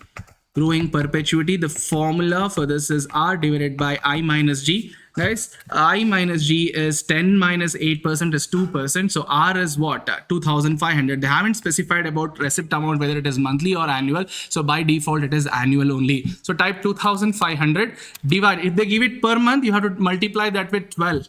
Then only you have to take it. Since they haven't specified anything, so it is annual receipt amount only. We have to understand. 2,500 divided by difference between these two is 2%. Type 2, press a percentage. That fetches you 1,25,000. That means option A is the right answer. 63rd question. Mr. Sharad got his retirement benefit amounting to 50 lakhs. He wants to receive a fixed monthly retirement benefit amounting to 50 lakh. He want to receive a fixed monthly sum of amount for his rest of his life, starting after 1 month, and thereafter he want to pass on the same future for the future generation. He expects to earn an interest of 9% compounded annually. Determine how much perpetuity amount will he receive every month. Guys, this is present value of perpetuity. They haven't specified the growth rate, so obviously R divided by I. Present value is given, so 50 lakhs 50 lakhs into I. I is how much percent? 9%. So it fetches you R value as 4,50,000. This is per annum, but they have said per month. So divide this by 12. That fetches you 37,500. That's what he will receive every month. So because they have clearly said it is per month, per annum is 4,50,000. Per month it is divided by 12, 37,500. Moving on to the next question. Guys, Johnny wants to have 2 lakh in his saving account after 3 years. It's a future value clearly. The rate of interest offered by the bank is 8% compounded annually. How much should we invest today? It's a one-time investment because nowhere they have specified every year or every month or every quarter. So we need to find the present value. What connects future value and present value? It's an appreciation formula. A is equal to P into 1 plus I whole power n. This is present value. This is future value. So guys, now what we need to find out is FV is given. P is what we need to find. 1 plus I whole power n. What is 1 plus I? Take your calculator. Type 1 plus I value is 8, press a percentage, press into to raise the power for how many years? How many years it is? 3 years. N is equal to 3 means press equal to 2 times. Now take it to the other side. How? Divide equal. Divide equal. Then after taking it to the other side, you have to just multiply, press into. What is A value? 2 lakh. 2 followed by 5 zeros. So that fetches you 1,58,766.44. So the answer is option B. Let's move on to the next question. A survey shows that 74% of the Canadian likes grapes, 68% like bananas. What percentage of Canadians like both grapes and bananas? That means A intersection B. I'll take grapes as A and bananas as B. So N of A intersection B is what they're asking. If everybody like either of the two, that means either means A union B. Everybody means 100%. So since they're talking about percentage, let us keep everything in terms of percentage. The formula is N of A plus N of B minus N of A intersection B. Now N of A is 74%, N of B is 68%, N of A intersection B is what you need to find. So 74 plus 68, that fetches you 142. Is it 142? 74 plus 68 is 142. If this 100 is taken to this side, it becomes minus 142. So N of A intersection B is 42%. Option D is the right answer. Moving on to the question number 66. In how many different ways can the letters, the word software be arranged so that the vowels always come together? Guys, what are the vowels in the word software? O, A, and E. 3 vowels are taken as 1 unit. Remaining how many letters are there? 1, 2, 3, 4, 5. So plus 5. So 3 vowels are taken as 1 unit because they are together. Remaining 5 letters. So 1 plus 5 becomes 6 letters. 6 letters can be arranged in 6 factorial ways. And these 3 vowels which are together can be reshuffled among themselves in 3 factorial ways. So now we have to take care of repetition. Is there any repeated letter in the word software? No letter as repeated over here, so no repetition. So 6 factorial is how much? 720 into 3 factorial is 6. That fetches you 4320. Option D is the right answer. So please be very careful about the repeated letter in the question. There's no repeated letter, so nothing needs to be divided over here. Guys, look at the next question. Xy is equal to 1, and what's the value of y square plus dy by dx? Guys, whenever they talk about the differential equation, please understand the result of this differential equation, the equation having dy by dx or d square y by dx square, always the result will be equal to 0. You can just take option B is the right answer. As the next question, in the next World Cup of cricket, there will be 12 teams divided equally. I have discussed this question in the regular class, right? Into 2 equal groups. So 12 teams, 2 equal group means 6 teams in each group. 6 teams in each group. Okay, group 1 and group 2. Now, team of each group will play a match against each other. One match against each other means 6C2 number of matches, 6C2 over here also. So total number of matches in the group 1 is 15. 6 into 5 divided by 2. Again here also 15 matches. So this is stage 1. Next, from each group 3 top teams will qualify. So 3 teams from group 1 plus 3 teams from group 2. So 6 teams will qualify for the round 2. Round 2. 6 teams will qualify. There in round 2, in this round, each team will play against each other. Again, one match against each other means NC2, that means 6C2, which is again 15 matches. Now round 3, what happens in round 3? Let's see. For round 3, what they've said, it's top 4 teams will qualify for the semi-final. This is what is round 3, that is semi-final, top 4 teams. 4 teams will qualify for the semi-finals. This is not the normal semi-final. They have said what? Here, each team plays one match against each other. That means again 4C2, NC2 formula it is. So 4C2 is 6 matches. Now semi-final has been played. And then top 2 teams will qualify for the finals. Top 2 teams out of 4 teams, 2 teams will go for the finals, where they play the best of 3 matches. Where they play the best of 3 matches. Now, in final, how many matches have to be played? Is it 3 or 2? See, they're asking how many minimum number of matches in the next World Cup should be played. Guys, to decide the winner in final, how many minimum matches have to be played?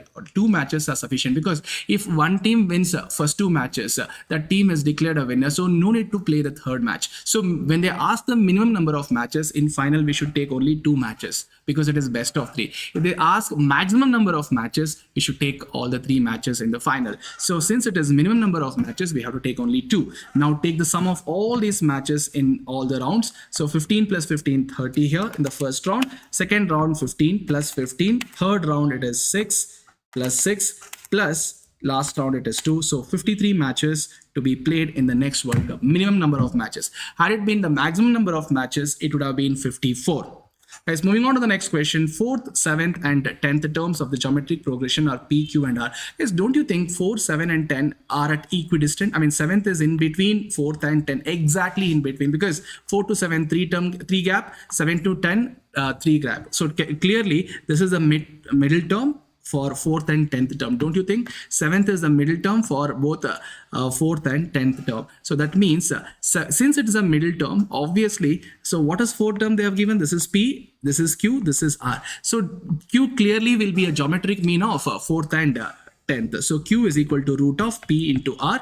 That means Q square is equal to P into R. That means option C is the right answer. So you have to be very careful here. Otherwise, you'll have to solve it conventionally. That will take a lot of time. So observation is the key. 4th, 7th, 10th. So 7th is the middle term for 4th and 10th. So middle term is root of product of extreme terms. Yes or no? So it is root of P into R. So Q is root of P into R. Q square is P into R. So let's move on to the next question. R be the relation defined on the set of natural numbers.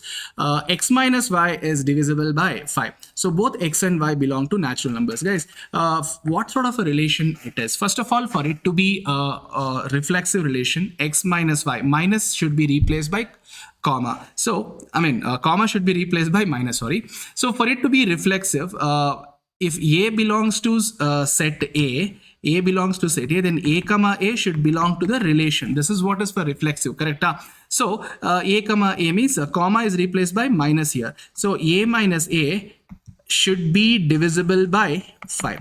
Now we have to take two, obviously if I take A as 1, because X and Y both are natural numbers. X and Y both are natural numbers. So A minus A becomes what? 0. Is 0 divisible by 5? Yes, 0 is definitely divisible by 5. Therefore, it is reflexive, because A comma A belongs to R. It is definitely reflexive. So now let's talk about whether it is symmetric or not. If X minus Y is divisible by 5, then definitely y minus x should also be divisible by 5. Let's take two values among natural numbers such that it is divisible by 5. Let me take 5 minus 10.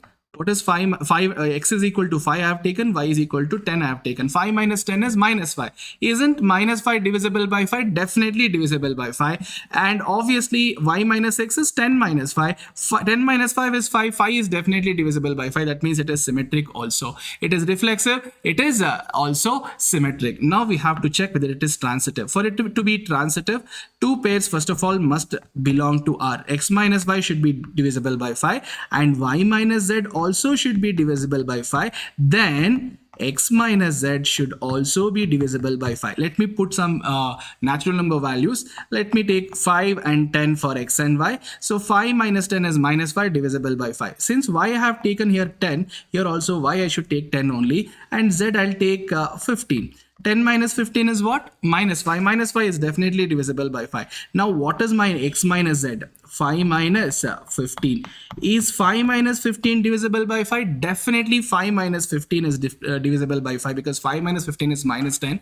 Minus 10 is definitely divisible by 5. So therefore it is reflexive, symmetric and also transitive. So it is equivalence relation. Is that clear, everybody? Guys, moving on to the next question, that is question number 71.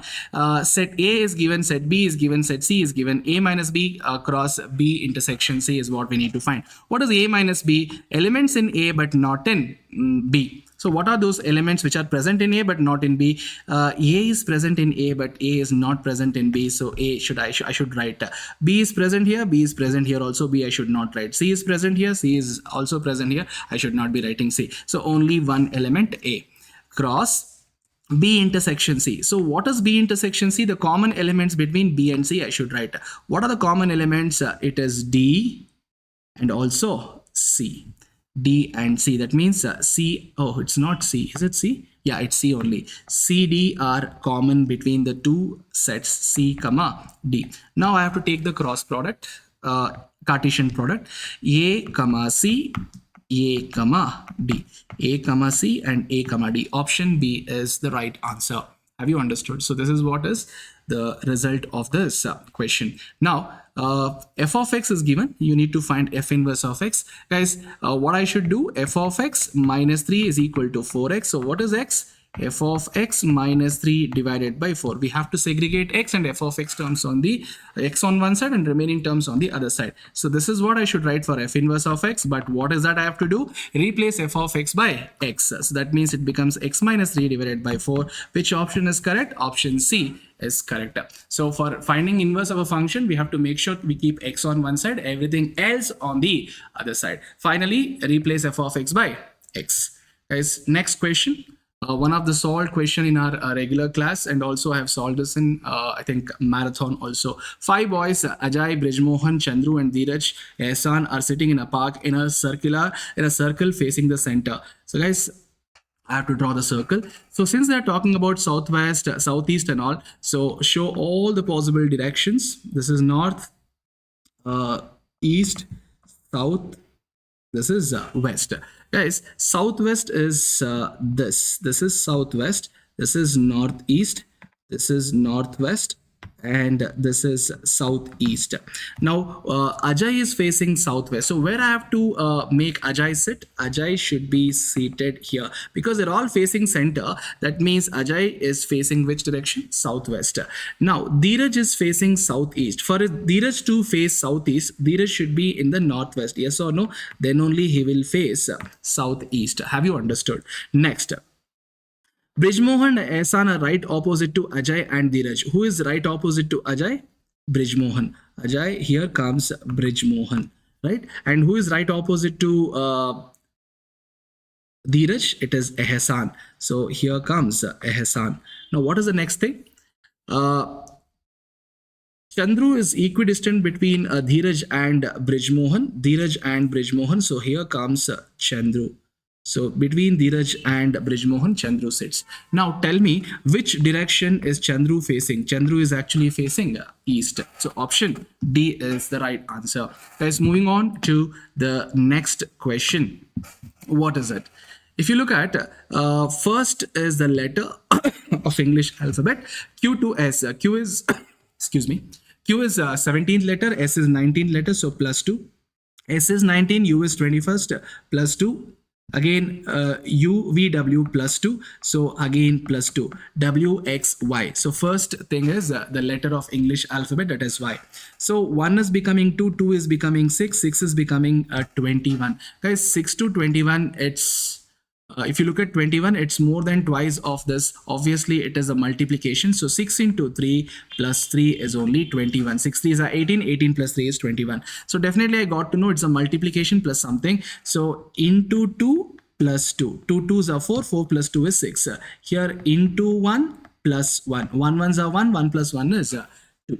Have you understood? So again here it's into 4 plus 4. 21 into 4 plus 4 fetches you how much? 21 into 4 is 84 plus 4, that fetches you 88. So Y 88. Guys, you need not look for the last thing because Y 88 is present in option C only. So option C itself is the right answer. Have you understood? Let's moving on to the next question, 75th. Pran, Komal, I mean, how many people are there? 1, 2, 3, 4, 5, 6, 7, 8. 8 people are facing the north. Pran is 4 to the right of Trilok. It's a Shaw statement. So with respect to Trilok, where is Pran? 1, 2, 3, 4 to the right of Trilok is Pran. So here comes Pran. Have you understood? Pran is 4 to the right of Trilok. Let me have Trilok here. 1, 2, 3, 4. Here comes Pran. Now what next? With respect to Trilok and Pran, find the statement. Find the statement with respect to Trilok and Pran. Walter is immediate left of Pran, so Walter is over here. Now, Pran is the neighbor of Komal, so definitely Komal should be to the immediate right of Pran. Next, with respect to Walter, Pran, and Komal, find the statement. Walter is 4 to the left of Shalu. So Walter is 4 to the left of Shalu means definitely Shalu should be here. First left, second left is Komal, third left is Pran. Walter is fourth left of Shalu. So how many positions I have marked? 1, 2, 3, 4, 5, 6, 7, 8. All 8 positions have been marked. Yes or no? All 8 positions. So how many people are there? 1, 2, 3, 4, 5, 6, 7, and 8. So all 8 positions have been marked. Now, do we have to continue positioning other people? Actually no, because identify who are sitting at the extreme ends is what is asked. So at the extreme end, Trilok and Shalu are seated, so definitely it's Trilok and Shalu. Option C is the right answer. Have you all understood? So if you want to position the remaining people, you can definitely do what they've said. Ravi and Urvi, which are not at the ends, are the neighbors of Komal and Trilok respectively. So Ravi is the neighbor of Komal. So Ravi comes here. And who is the neighbor of Trilok? Urvi is neighbor of Trilok. The remaining person is Vasu. Vasu is seated over here. Have you understood? 76th question. Find the odd man out in the following series. Guys, if you look at all the 3-digit the numbers, all the numbers given are the 3-digit numbers. So whenever the such numbers are given, so no need to check the pattern among the numbers. Check the pattern among the digits. 190, 145. If you look at the sum of all the digits, it becomes what? 10. Here also 1 plus 4 plus 5, 10. 1 plus 3 plus 6, again 10. 3 plus 5 plus 2, it's 10. 4 plus 6 plus 0, 10. 3 plus 2 plus 4, it's 9. 6 plus 3 plus 1, it's 10. 2 plus 4 plus 4 is 10. Only 324 gives you the sum as 9. Not 10, which is 9. So definitely it's 324. Option D is the right answer. Have you all understood? Moving on to the next question. Sunita walks a distance of 2 km towards east. From starting point, she walks 2 km towards east. Turns left means upwards, goes 1 km.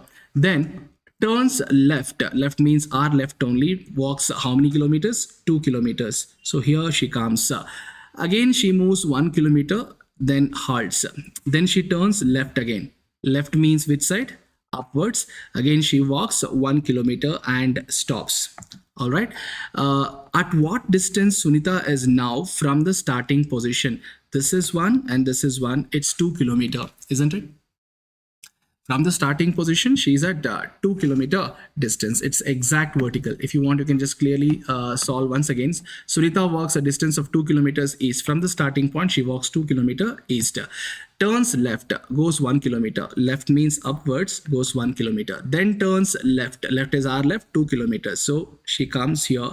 Now, then she turns left. Left is which side? Oh, my bad. Left is this side actually. Left is this side. She goes 1 km. So I had taken right actually earlier, and she halts here. Now, at what distance Sunita is now from the starting point? Sunita is actually at 0 km distance. So option A is the right answer. Earlier I had taken a right from here. So it's actually left. Left means south. If you're going towards west, left is south. So final position also this, and final starting position is also the same, which is 0 km distance from the starting point. Have you understood? X is husband of Y. X and Y are married couple. X is husband means X is male and Y is female. W is daughter of X, so W should be a female and daughter. Z is husband of W, so Z should be a male member married to W. N is the daughter of Z, so N should be a female and below Z. Now, what is the relationship of Y to N? To N, Y is 2 generation above, so female, so grandmother. Option D is the right answer. 79th question. 6 friends A, B, C, D, E, and F are sitting around a circular table.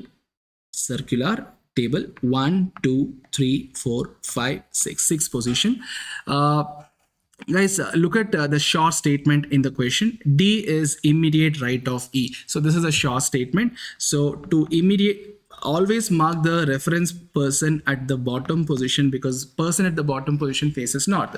So D is immediate right of E. So here comes D. Now with respect to E and D, find the statement. E is not sitting between B and D. Okay, between E is not sitting between B and D. So that means I cannot place B over here. I have to place B over here, because there should be some person between B and D. So definitely B should be over here, not here. All right. Now, what next? A sits to the left of F and C is fourth right of A. So C sits 4 to the right of A means if I position A here, so where will no, I cannot place, I have to place A over here. Then only, where is C? A sits left of F and C is 4 to the right of A. So which side is right of A? This side. 1, 2, 3, 4. So it cannot be this actually. So where I have to place A? Where I have to place A? I have to place A. E is not sitting between B and D, that is sure. Okay. A sits left of F. A sits left of F. Definitely A and F are neighbors only. A sits left of F means A should be over here. What next? C. So C sits, C is 4 to the right of A. Will this satisfy actually? No. There is some mistake over here. Let me just recheck with this. There are how many positions total? 6 positions, isn't it? There are 6 positions. Always find a short statement. What's a short statement here? A sits to the left of F and C is 4 to the right of A. Let me position A here. Where is C? First right, second right, third right, fourth right. So C should be over here. All right. Then A is to the left of F. So where should be F? F should be over here or maybe over here also. Let me position F over here only. A is left of F. Now what next? D is immediate right of E. D is immediate right of E. That means D and E must be occupying these 2 positions only, isn't it? D is immediate right of E. Guys, if I position E here, then only D comes here. D is immediate right of E. Above the half circle, right is seen as left. D is immediate right of E is also satisfied. Now, only person remaining is B. Now, what have they said about B? What is it? E is not sitting between B and D. Definitely between B and D, E is not sitting. Between B and D, C is only sitting. So this is the exact positioning of all the 6 people. Who is second to the right of F? That is what they're asking. Second to the right of F is D. Option C is the right answer. Is this clear, everybody? Always the short statements will help you to solve the questions quickly, guys. So don't deviate from the short statement. Based on the statements given below, find out who is the uncle of P. K and J are brothers. So K and J are siblings. They are brothers. So male. So square I shall represent them by. So K's sister is M. So K's sister is M. So M is a sibling to K.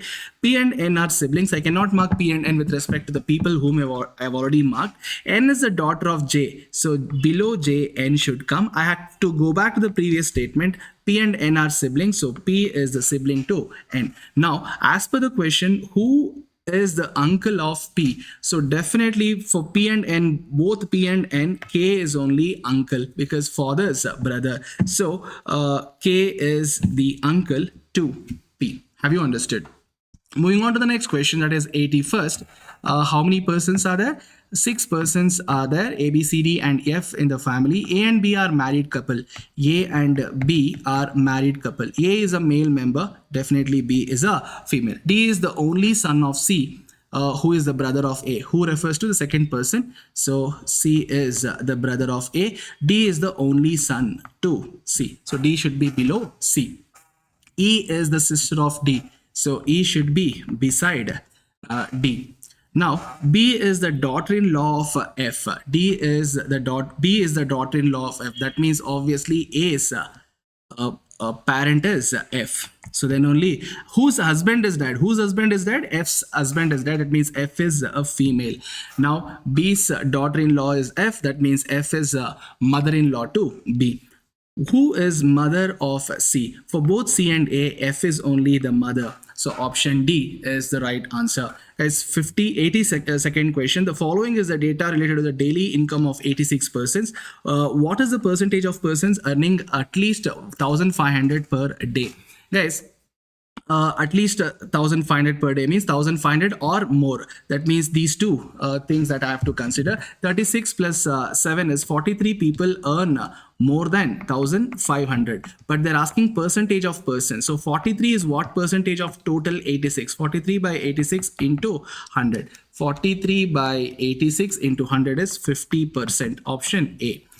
For a tabulation, caption is the uppermost part of the table which describes the columns. What is the answer? The upper part of the table that describes the, no, it's not this, the upper part of the table, option A, right? It is not, it doesn't describe rows and sub rows. The one which describes rows and sub rows is nothing but what? The stub, right? So uppermost part of the table that describes the columns actually, so that is not there. So definitely option A should be the right answer. Moving on to the next question. For a moderately skewed distribution, they have given mean and the median. So this is X bar, this is median. What is mode? Guys, what is mode? 3 median minus 2 mean. Take your calculator. 3 into what is median? 52.4 m plus. Then 2 into what is mean? 55.60 negative. So m minus MRC, that fetches you 46. So option D is the right answer. Guys, for the given data, what is the median? Once again, the same variety of question as asked in this same very paper. So we need to find the median. So how many observations are there? 1, 2, 3, 4, 5, 6, 7, 8, 9, 10, 11, 12, 13, 14, 15. If there are 15 observations, so n plus 1 divided by 2, that means 8th value. 15 plus 1 is 16, 16 by 2. 8th observation is only the median. So cancel first 7 observation. The next immediate observation in the ascending order is only the median. So first 8 observation. The least among all these observation is 2. Next 3. How many 3s are there? 2 3s. Next 4. 1, 2, 3. How many 4s? 3 4. So how many have cancelled? 1 2 3 4 5 6 have cancelled. Next observation after 4 being 5. Right? So I have cancelled how many observation? 1 2 3 4 5 6 7. The next immediate observation after 5 is 6. So 6 is the right answer. 6 is the median. Have you all understood? Clear?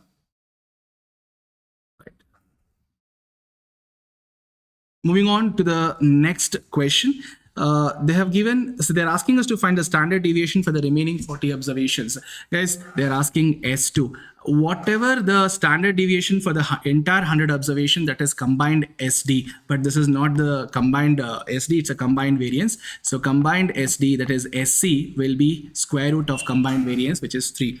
Guys, whenever you are given with combined SD, when you're asked to find the SD of one of the group, that is S2, please remember this is the one-liner you have to use. It's N1 plus N2 into SC square minus N1 S1 square minus N1 D1 square minus N2 D2 square divided by N2. So this is what is the one-liner to find out S2. Before this, you have to find out what is D1 square and what is D2 square. Please understand, D1 square is X1 bar minus XC bar the whole square. D2 square is X2 bar minus XC bar the whole square.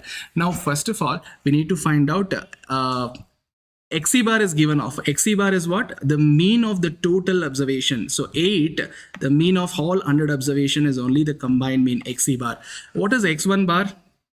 X1 bar is 10. So this is X1 bar. So this is N1. 60 is N1, 40 is N2. Guys, when you know X1 bar and combined mean, how to find X2 bar? Take the first pair. Take the first pair. That is 100 into combined mean is 8 m plus. Next, second pair is 60 into the mean of 60 observation is 10. This pair you have to subtract. So M minus MRC divided by remaining observations is 40. So that is 5. So X2 bar is equal to 5. This is how we find the mean of remaining observations. Yes or no?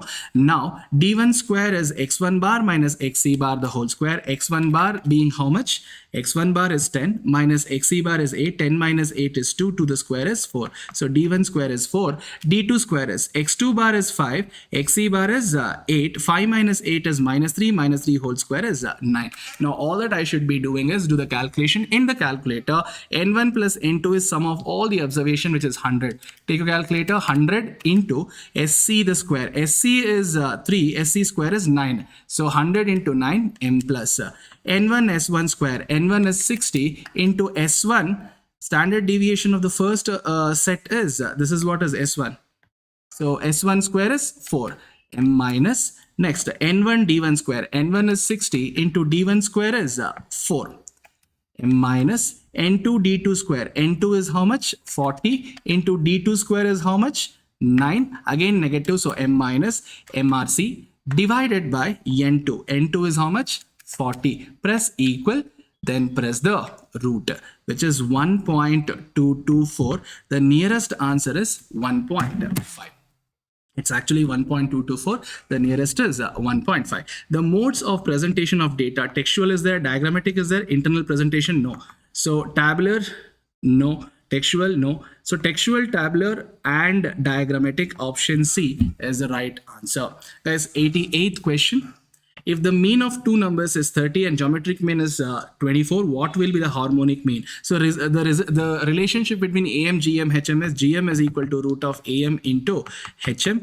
Guys, they're asking us to find HM. So take the square on both the sides. GM square is equal to AM into HM. So GM square by AM is what is HM. So take your calculator. GM being 24. 24 into equal for squaring divided by AM is 30 divided by 30 gives you 19.2. Option A is the right answer. Guys, 89th question. For a given set of normally distributed data, the following statistical parameters are known. So they are asking us to find coefficient of quartile deviation. Guys, coefficient of QD, there are two formulas based on whether the quartiles are given or quartile deviation is given. If you look at the question, the quartile deviation is given. When the quartile deviation is given, it's QD by median into 100. Quartile deviation is how much? 1.5, and the median is how much? 5 into 100. So take your calculator. 1.5 divided by 5 into 100, that fetches you 30. Option A is the right answer. Is this clear, everybody? Guys, moving on, the geometric mean of these observation. Guys, if one of the observations is 0 in the given set of observation, geometric mean will be clearly 0 because the product becomes 0. The probability that the 4-digit number comprising these digits without repetition of digits would be divisible by 4. Guys, for a number to be divisible by 4, last two digits should be divisible by 4. Yes or no? So what could be the last two digits? Last two digits could be 52. Last two digits could be 56. Last two digits could be 72. Last two digits could be what else? It could be 52. It could be 56. It could be it could be 56. It could be 72. So how many cases we have got? Is it only 3 cases? 26 is not divisible by 76. One more case, 76. 76 is also divisible by 2. Guys, last two digits must be 52 only, or 56, or 72, or 56. So last two digits being 52, there is only one way. So remaining two digits, because it's a 4-digit number, I have got 2 more digits remaining because I have used a 5, 2 at 10s place and 1 place. 2 digits are remaining. So I can do it in 2 into 1 ways. Again here also 2 into 1 ways. Again here also 2 into 1 ways. Again here also 2 into 1 ways. But these things can be done in only one way. This is one way, this is one way, this is one way, this is one way. So first way is 2 into 1 into 1 is 2. Second case also 2 into 1 into 1 is 2. Third case is also 2 ways. And last case is also 2 ways. So total number of cases are 2 plus 2 plus 2 plus 2, 8. So n of A is 8. Now what is n of s? It's a 4-digit number. 4-digit number using 4 digits given is 4 factorial, which is 24. So 8 by 24 is probability n of A by n of s. So 8 by 24 is 1 by 3. Option D is the right answer. Number of 4-digit numbers is 4 factorial because 4 digits are there. So 4 factorial ways you can form 4-digit numbers. So out of which all this 4-digit numbers should be divisible by 4. So there are how many cases? 8 cases. So 8 divided by 24. If the first quartile is this is Q1, and the third quartile is this Q3, the coefficient of quartile deviation, coefficient of QD is Q3 minus Q1 divided by Q3 plus Q1 into 100. So please do Q3 plus Q1 denominator. So that is 74.25 plus 42.75. Store it by pressing M plus. Then 74.25 minus 42.75 divided by, where is this denominator in the memory? MRC. Press into 100 equal. So that fetches you 26.92. Option D is the right answer. Moving on to the next question. On a commodity exchange, when the booking trades with provision for a stop losses, a trader can make a profit of 50,000 or incur a loss of 20,000. The probabilities of making a profit or incurring a loss are given as 0.75 and 0.25. The expected profit. Yes, expected profit means E of X is summation x into p of x. So x is nothing but the profit. X is nothing but what? Profit. What are the various profits that are given? 50,000 is the profit and 20,000 is a loss. So how do I convert loss into profit? So positive value becomes minus negative value. So 50,000 loss, we have to take it as negative, and corresponding probabilities they have given of. For profit, probability is 0.75. For making a loss, it's 0.25. Now what we need to do, x into p of x is what I have to use. Take your calculator. 50,000 into 0.75 m plus 20,000 into 0.25 being negative, so m minus MRC, so it is 32,500. So option A is the right answer. Guys, looking at the next question, 94, the incidence of skin disease in a chemical plant occurs is 20% chance of suffering from it. What is the probability that out of 6 workers, 4 or more will have a skin disease? So x greater than or equal to 4 is what is asked. Greater than or equal to 4 means x can be equal to 4, x can be equal to 5, or x can be equal to 6. It's what distribution I have to use? It's a binomial distribution I have to use. Probability of success is 20%, that is 0.2. Probability of failure is 80%, that means 0.8, because p plus q is always equal to 1. Guys, what is PMF equation of a binomial distribution? NCx p power x q power n minus x. So n being 6 here, so 6c4 p power 4 q power 2 plus 6c5 p power 5 q power 1 plus 6c6 p power 6 q power 0. You understood? Guys, we have to do it in one step in the calculator very smartly. So the way we have to do it is pick the term which is having the highest power in each term. So p has got the highest power, feed p value only first, which is 0.2. Press into power 4 equal to 3 times. 1, 2, 3. Press into now q square. Guys, I can't do q into equal. I have to type q twice. Q into q only I should do. So into 0.8 into 0.8. So why I ask you to feed that particular term having the highest power. So q square, you have to just do 0.8 into 0.8 into 6c4 in the simplest form is 6c2. So into 6 into 5 divided by 2 factorial is 2. How do I store it? By pressing m plus. Now in the second term, p power 5 is the first term that I should type because p has got the highest power. P is 0.2. Press into power 5 means equal to how many times? 4 times. 1, 2, 3, 4. Into q is 0.8 into 6c5 in the simplest form is 6c1. What is 6c1? 6 into 6 you do. How do you store it? M plus. Next, p power 6. Type 0.2, press into equal to 5 times. 1, 2, 3, 4, 5. Next, into, guys, 66 is 1. Q power naught is also 1. So store it by pressing M plus. M plus, finally MRC. That fetches you 0.01696. Option B is the right answer. Have you all understood? Guys, moving on to the next question, question number 95. Four persons are chosen at random from a group of 3 men, 2 women, and 4 children. The probability that exactly 2 of them are children. So how many you have to select? 4. You have to select out of how many? 5 plus 4, 9. 9C4 is what is n of s. 9C4 is how much, guys? 9C4 is 9 into 8 into 7 into 6 divided by 4 factorial is 24. That fetches you 126. Now what is n of a? Out of 4 people that you are selecting, 2 of them should be children. That means out of 4 you have to select 2 children, because exactly 2 children. Remaining 2, because 4 you have to select, 2 of them are children. Remaining 2 must be from either men and women. So how many am I left out with? 5 people. From this 5 people I have to select 2. Now take your calculator. 4C2 is 4 into 3 divided by 2 into 5C2 is 5 into 4 divided by 2. That fetches you 60. Is it? Yeah, 60. 60 divided by 126. 60 divided by 126, because n of a by n of s is the probability, which is 0.4761. Which option gives you 0.4761? 10 divided by 21 you do. That exactly is 0.4761. Option A is the right answer. Guys, looking at 96th question. P of A is given, P of B is given, P of A slash B is given. Guys, what do you understand by P of A slash B? The event B has already occurred. So occurred event becomes a sample space. So P of B in the denominator, P of A intersection B in the numerator. Guys, P of A slash B is 1 by 6. P of A intersection B, we can find out. What is P of B here? P of B is 1 by 4.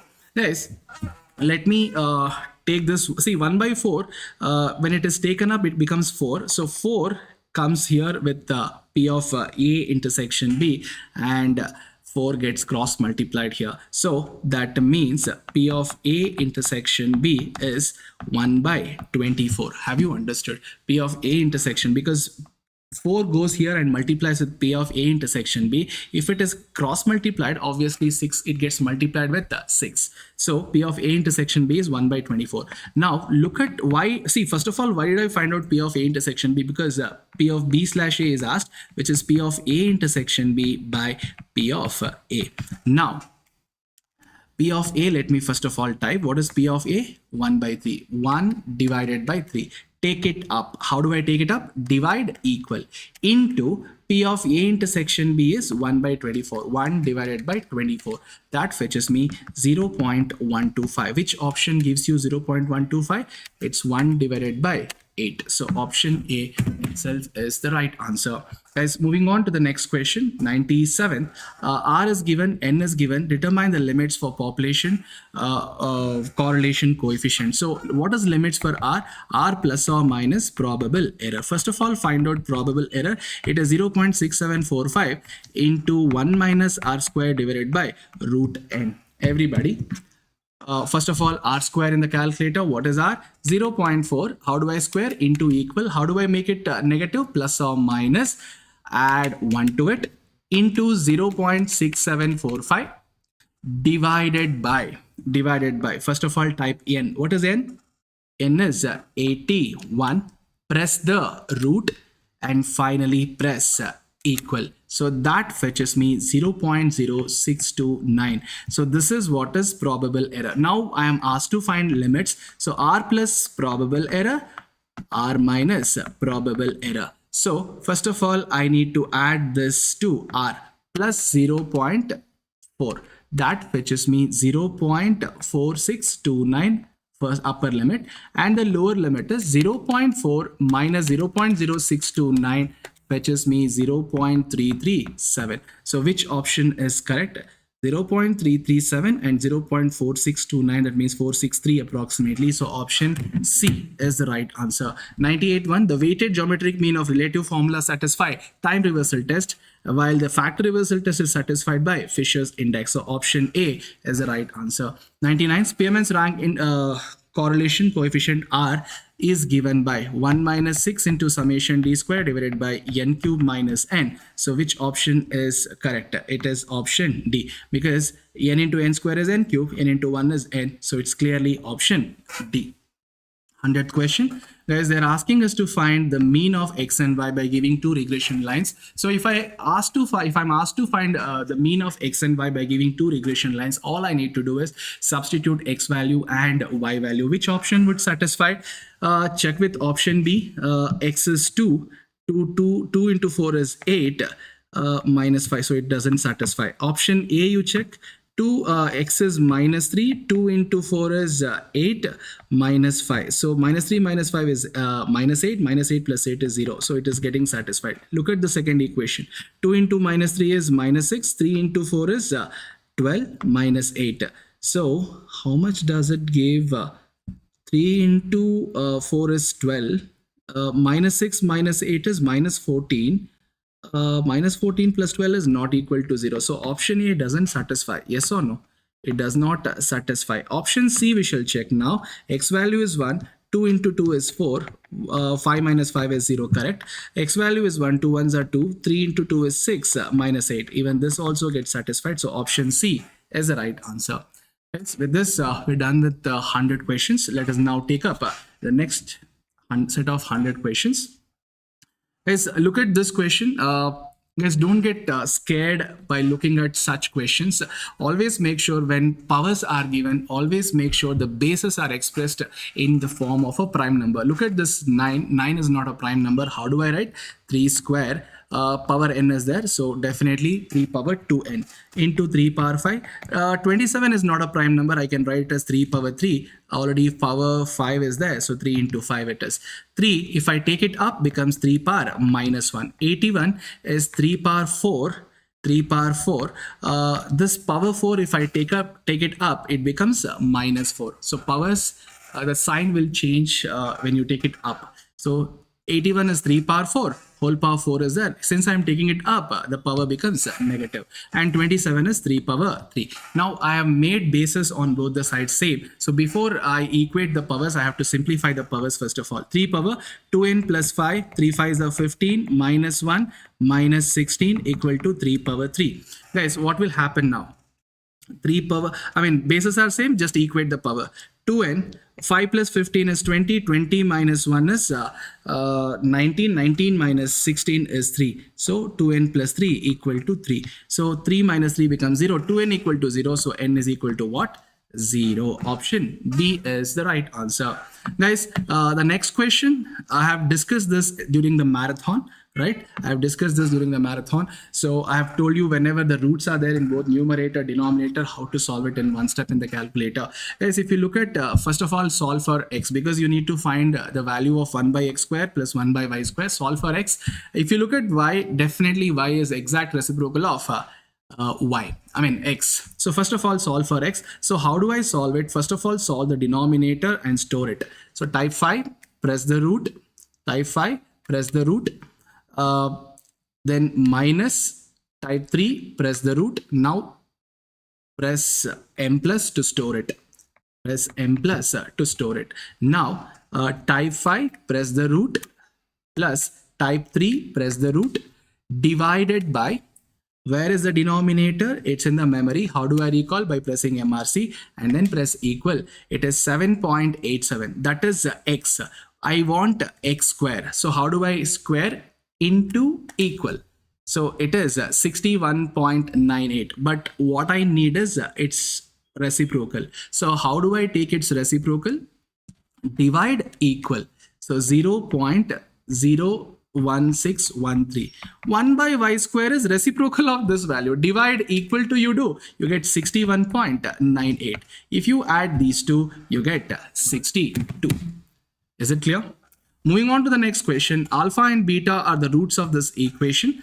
We need to find alpha cube plus beta cube. Guys, what is alpha cube plus beta cube? Alpha plus beta the whole cube minus 3 alpha beta into alpha plus beta. Look at this equation. What is sum of the roots alpha plus beta? Minus b by a. So it becomes plus 4. Alpha into beta is c by a. It becomes 1. So just plug in. Alpha plus beta is 4. 4. The cube is 64.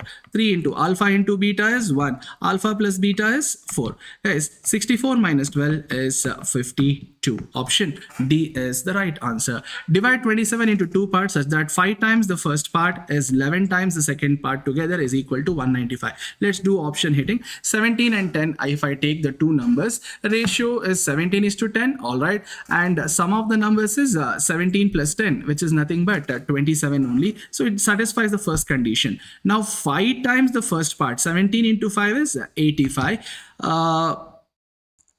plus 11 times the second part, 10 into 11 is 110, together is equal to 195. Definitely 85 plus 110 is 195 only, so option A itself satisfies the condition. The solution of the equations, so you just have to hit the options for x and y. So if I hit 2, 2 2s are 4, y value 3, is it equal to 4? Definitely no. If it doesn't satisfy the first equation, there's no point in checking for the second equation. Let us hit option B. 2 3s are 6 minus y value is 2. Isn't it equal to 4? Yes, it is satisfying the first equation. Second equation, 3 2s are 6, 4 2s are 8. 1 second. 3 3s are 9, sorry, because x value is 3. 3 3s are 9 plus 4 2s are 8. 9 plus 8 is 17 only. It satisfies. So option B itself is the right answer. Guys, it's a cubic equation. For whenever cubic equation is given and the roots are asked, find the sum of the roots, which is minus b by a, which is nothing but minus 1. Product of the roots is minus d by a, which is plus 1, because d value being negative, so minus minus 1 becomes plus 1. So sum should be minus 1 and the product should be plus 1. So clearly it is option A. If I add 1 minus 1 minus 1, I get minus 1, which is sum is minus 1 only. If I take the product, two negative signs, when I take the product becomes positive 1. 1 into 1 into 1 is 1. So sum and the product both are satisfied. One more question asked. What is it? So again, the roots we need to find. So sum is equal to 23 minus b by a. Product of the roots is plus 120. So whichever option gives you sum as 23 and the product is 120, that's the right answer. Clearly it's option A. 1 plus 10 plus 12 is 23. 1 into 10 into 12 is 120. Guys, look at the next question. We are asked to find the value of z. It's one of the practice questions that we have solved in the class, and it's also one of the questions that we have discussed in the marathon. All right. So if you look at this question, they are asking us to find the value of z. And if you look at this equation, I said what? Whenever there are powers involved, always try to express the base in terms of a prime number. 2 power x, anyway, 2 is a prime number, but 4 is not a prime number. I should write it as 2 power 2. Already y is there. So 2 power 2y. 8 is not a prime number. 2 cube it is. Already z is there. So 3z it is. Now x is equal to 2y equal to 3z. This is what? Because the bases are safe, powers can be equated. Now we need to find the value of z. Consider this equation. Express everything in terms of z. Guys, what is x? X is 3z, correct? So 2 into 3z is 6z. 2 into 3z is 6z. So 1 by 6z it is. 1 by 4y. Guys, look at what is 2y. 2y is 3z. 4y is double. So clearly it is 6z plus 1 by 6z. I'm not changing 6z because I want z value only, which is 24 by 7. Guys, if you look at it is 3 by 6z, 3 by 6z or 3z by, 6z by 3. I'm just taking the reciprocal after taking the sum, is equal to 24 by 7 becomes 7 by 24, because I want the z value ultimately. Rather than writing 3 by 6z is equal to 24 by 7, I'm just taking reciprocal. 6z by 3 is 7 by 24. 3 ones are 3 twos are. So z is equal to 7 by 2 gets cross multiplied with 24. So 7 by 48. Option C is the right answer. Guys, they're asking us to find the solution of this inequality. It's one of the questions that we have solved in the marathon. Guys, there is no whole denominator for RHS. We have to take LCM as 6. So x minus 6 5s are 30. Now 3 ones are 3 twos are. By cross multiplying 2 with 5 minus 2x, it becomes 10 minus 4x less than or equal to x minus 30. Combine x terms together. Minus 4x becomes plus 4x there. 4x plus x is 5x. Minus 30 becomes plus 30. 30 plus 10 is 40. So 5 ones are 5 eights are. 8 is less than or equal to x, or x is greater than or equal to 8. Option A is the right answer. Guys, moving on to the next question. A software company should recruit more than or equal to 10 employees at a time in their requirement drive.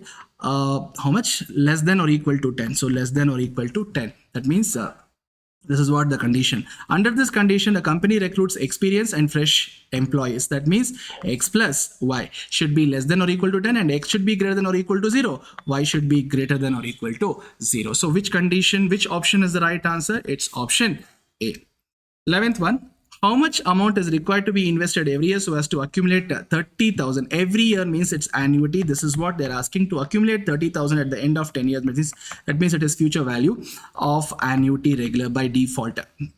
10 years, I can split it as 5 into 2. This is what is N.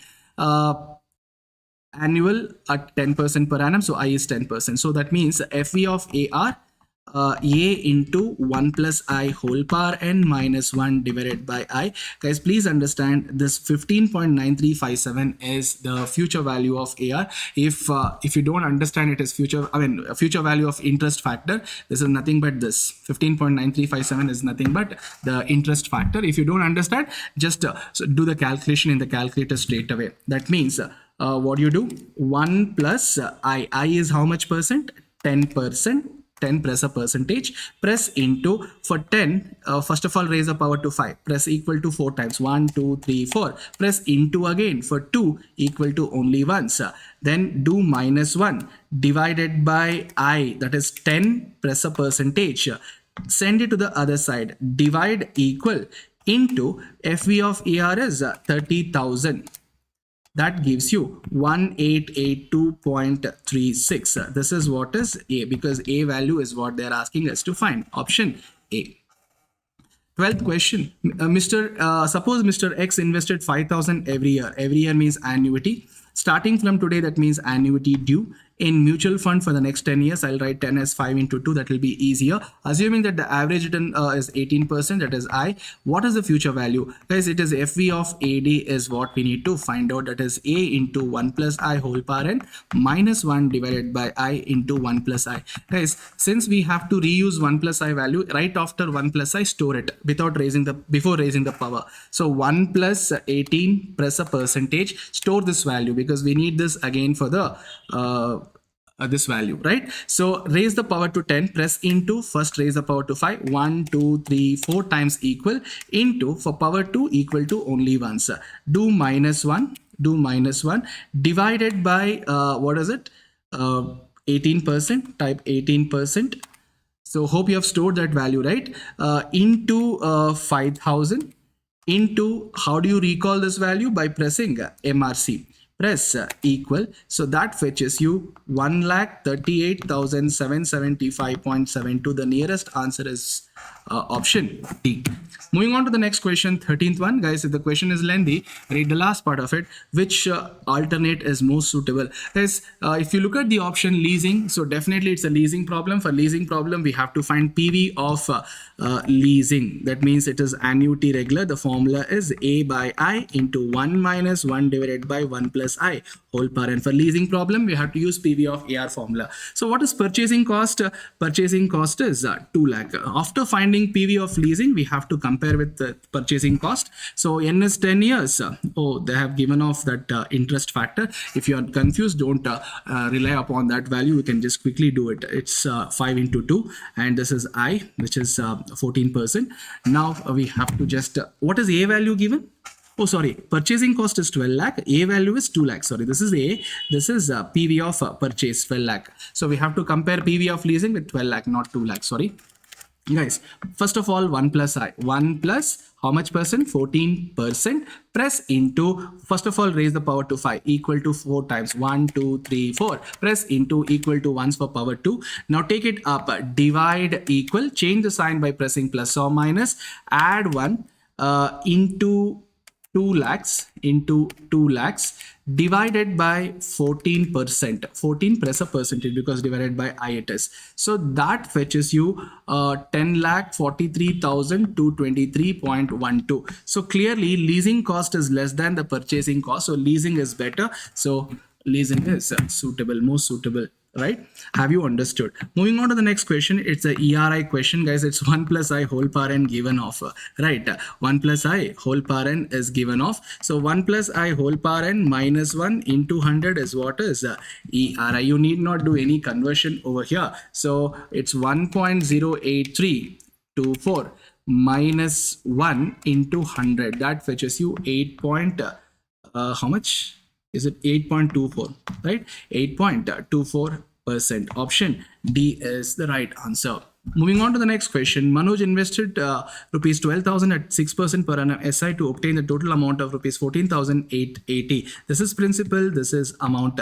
Whenever amount and principal are given as per SI, so the template is A minus P by P. Along with A and P, what else is given? They have given rate of interest. So our percentage should go out along with P. So they're asking us to find the time. So time is what is the required thing. So do A minus P, 14,880 minus 12,000 divided by P. First of all, divide P. P is 12,000. Again, divide R percent. R is 6. Press a percentage. That fetches you 4. This is a shortcut to find out the T or R whenever amount and principal both are given as per SI questions. Guys, in the next question, Mr. X makes a deposit of 50,000 in the bank for a period of 2.5 years. If the rate of interest is 12% per annum compounded half yearly, so 12% becomes 6%. Then the maturity value of the money deposited. Maturity value definitely is what? Maturity value is amount. So appreciation formula is what I need to use. So 1 plus I whole power n value is given off. So 1.33. 82. Just multiply that with the value P. What is P? Deposit is 50,000. That fetches me 66,910. Option A is the right answer. Moving on to the next question. What will be the future value of the annuity of rupees 2,500? Annuity is 2,500 made for 12 years. So 1 plus I whole power n value is given off here. So FV of AR by default it is. So A into 1 plus I whole power n minus 1 divided by I. So 1 plus I whole power n is given off 1.7958. Do minus 1 divided by I. What is I? 5. Press a percentage into 2,500. That fetches me 39,790. That means option B is the right answer. Question number 18. Question number 18. If the initial investment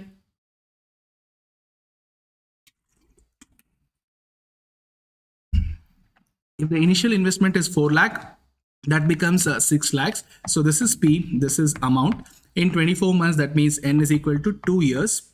They're asking CAGR. Guys, for CAGR, see what is CAGR? You can use appreciation formula only. 1 plus I whole power n. You know A and P. Divide A by P. So 6 by 4. Both are lakhs. So 6 by 4 becomes 1.5. So it's 1 plus I whole power 2 years. 24 months means it's 2 years. Guys, I is in the options. Hit the option. Which option would satisfy? Clearly option B. If you hit option B, 1 plus 22.4%, press percentage, 1.224 you get, raise the power to 2, press into, press equal. You get 1.498, nearer to 1.5. Therefore, option B is the right answer. Guys, moving on to the next question. Question number 19. Mr. X invests in an annuity immediately. Annuity immediate it is. So AD it is. Promises annual payments of 50,000 for next 16 years. That means it is, I can write 16 as 4 into 4. That becomes more easier. This is A is 50,000. If the rate of interest is 6% compounded annually, then the approximate present value of this annuity, PV of AR or AD, it is AD it is. So A by I into 1 minus 1 divided by 1 plus I whole power n into 1 plus I. This is what is PV of AD. Guys, please don't depend upon this value because N over here is 16. Right, N over here is 16 because this is what is the formula. So please take this 1 plus I. So I would suggest you not to take the given values. Better go with the calculation straight away. 1 plus I. 1 plus what percentage? 6%. 1 plus 6%.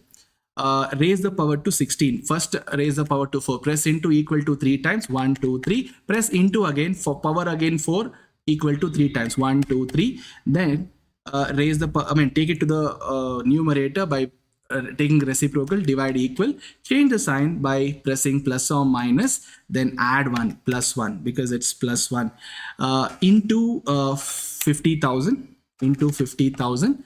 divided by I is how much percent? Here it is 6%. Type 6, press a percentage, into 1 plus I. 1 plus I here is 1.06. 1.06. That results in 535,612.449. That means option D is the right answer. Nice. Moving on to the next question. A machine costing 1 lakh was useful life has useful life of 10 years. If the rate of depreciation is 12%, what is the scrap value? That means A value we need to find. So it's P into 1 minus I whole power n. 1 minus I whole power n value is given off. So if you're not sure what it is, so 1 minus I, you can do 1 minus what is I? I is 12%. 1 minus 12%. Press into how many years? 10 years. So 10 means 5 into 2. Press into equal to 4 first of all. 1, 2, 3, 4. Press into for power 2 equal to only once.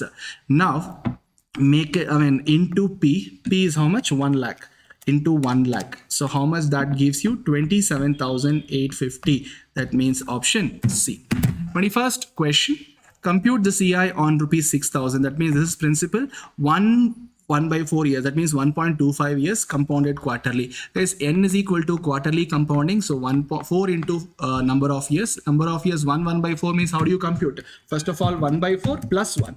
First of all 1 by 4 then plus 1. So it's 1.25. So 4 into 1.25 gives you 5. That is what is n. And I will be 8% becomes 8 by 4, which is 2% because it is quarterly compounding. So CI formula is P into 1 plus I whole power n minus 1. So 1 plus I, so 1 plus 2%, press into equal to 4 times 1, 2, 3, 4 because power is 5 minus 1 into 6,000. That fetches you the value 624.48. Option D is the right answer. Next, 22nd question. The population of a city increases at the rate of 5% every year. What will the population of the city in the year 2023 if its population in the year 2021? That means how many year gap? 2-year gap. So n is equal to 2. So A is equal to P into 1 plus I whole power n. Population growth is always CI growth. So amount is what they're asking us to find. So 1 lakh is principal. All right. So 1 plus I. 1 plus how much percent? 5. Press a percentage. Press into equal to only once because power is 2 into what? 1 lakh into 1 lakh. So how much that fetches you? 1,10,250. So option B is the right answer. 23rd question.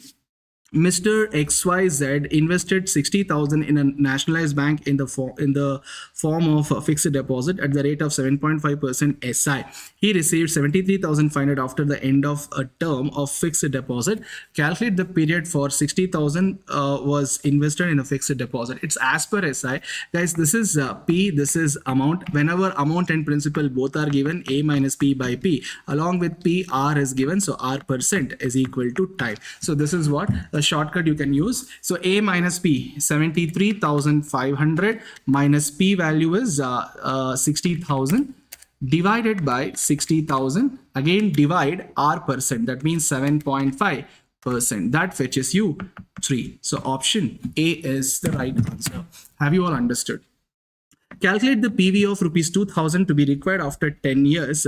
So we need to find rupees 2,000 required after 10 years. That means it's a future value. We need to find present value. So future value is PV into 1 plus I whole power n because it's appreciation only. So we need to find PV.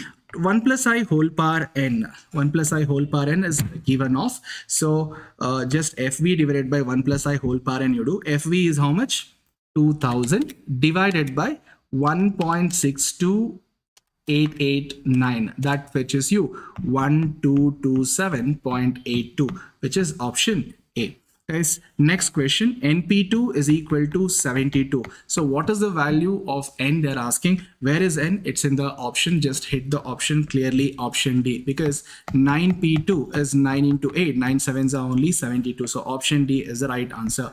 Guys, if you look at 15C2R is equal to 15CR plus 3. Two combination expressions are equated. So always R plus S is equal to N. If NCR is equal to NCS, then R plus S is equal to N. This is what is the property. Correct?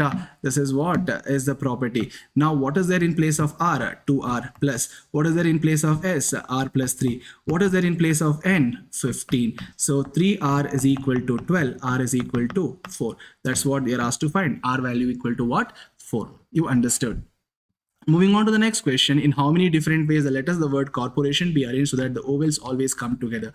How many vowels are there? 1, 2, 3, 4 and 5. 5 vowels. We take it as one single thing. Remaining how many letters? 1, 2, 3, 4, then 5, then 6. 1 plus 6, so 7 letters. 7 letters can be arranged in 7 factorial ways, and 5 vowels can be reshuffled among themselves in 5 factorial ways, but repetition has to be taken care of. Guys, C, has C repeated? No. As O repeated? Yes. 1, 2 and 3. So 3 times repeated, so 3 factorial. Except O, which letter has repeated? R. R how many times? 2 times. Yes or no? So 2 factorial. Anything else repeated except O and R? No other letter. So what you need to do, 7 factorial is 50, 40 into 5 factorial is 120. Divide first by 3 factorial, that is 6. Again divide by 2 factorial, that is 2. That fetches you 50,400. 50,400. So option D is the right answer. Have you all understood? Moving on to the next question, find if the nth term of an AP, that means Tn is 7n minus 2. Find the sum of n terms. So whenever nth term is given in terms of n, if they ask you to find sum of n terms, just find sum of first 2 terms. N is equal to 2, we have to put. What is S2? Sum of first and the second term, T1 plus T2. How do I find T1? Put N is equal to 1 in Tn expression. If I put N is equal to 1, 7 minus 2 is 5. And T2 means put N is equal to 2. 7 2s are 14, 14 minus 2 is 12. So S2 is 17. Now whichever option gives you 17 by putting N is equal to 2 in options, that fetches you. That is the right answer. So clearly it is option C. If you want, you can just check. 7 into 2 square, 7 into 4 is 28 plus 3 into 2 is 6, that is 34 into 0.5, that fetches you 17. So clearly it is option C. Guys, next question, find the 17th term of an AP. I have solved a similar kind of a question, a 15th and 21st term. So what is T1? The coefficient of D in 15th term is 14. What is T2? The coefficient of D in the 21st term is 20. And this is A1, the least term is A1, the highest term is A2. They're asking us to find 17th term, that is A plus 16D. I gave you the shortcut, it is A2 minus A1 by T2 minus T1 into T1 minus A1.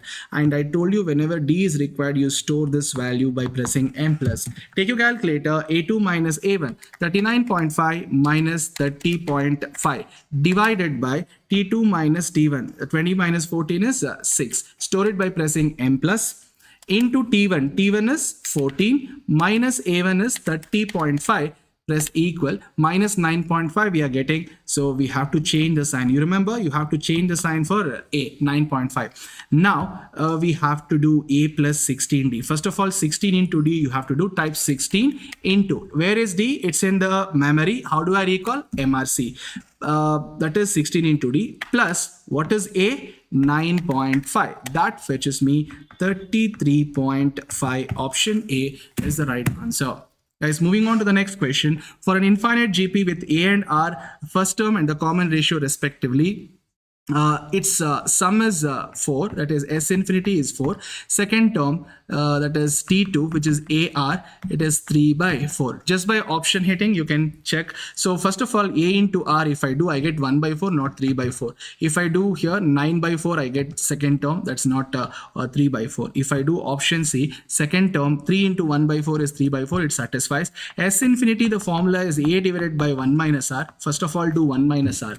R is 1 by 4. 1 minus 1 by 4 is 3 divided by 4. Take it up. Divide equal into A. A is what here? 3. That fetches me 3.999. That means 4. So option C would satisfy both the condition. Next question. Guys, find the value of X for the following data. So what is x? The last term over here. Just by hitting the options, it would satisfy. I mean, whichever option satisfy, that's the right answer. What is 225? Sn. Is when you know last term and the first term. Sir, last term is not given. It is one among the option. So definitely when I know first term and last term, this is what the formula for Sn of an AP. Yes or no? Now, first term is 1 and last term is x. So it's among the options. So which option shall we hit? Let us hit 63. Guys, if I hit 63, x is 63. So how do I find out n? It's L minus a by d plus 1. So L minus a by d plus 1. L is 63 minus a is 1 divided by d is. Common difference is 6 plus 1. That fetches me how much? L minus a, 63 minus 1 divided by d is 6.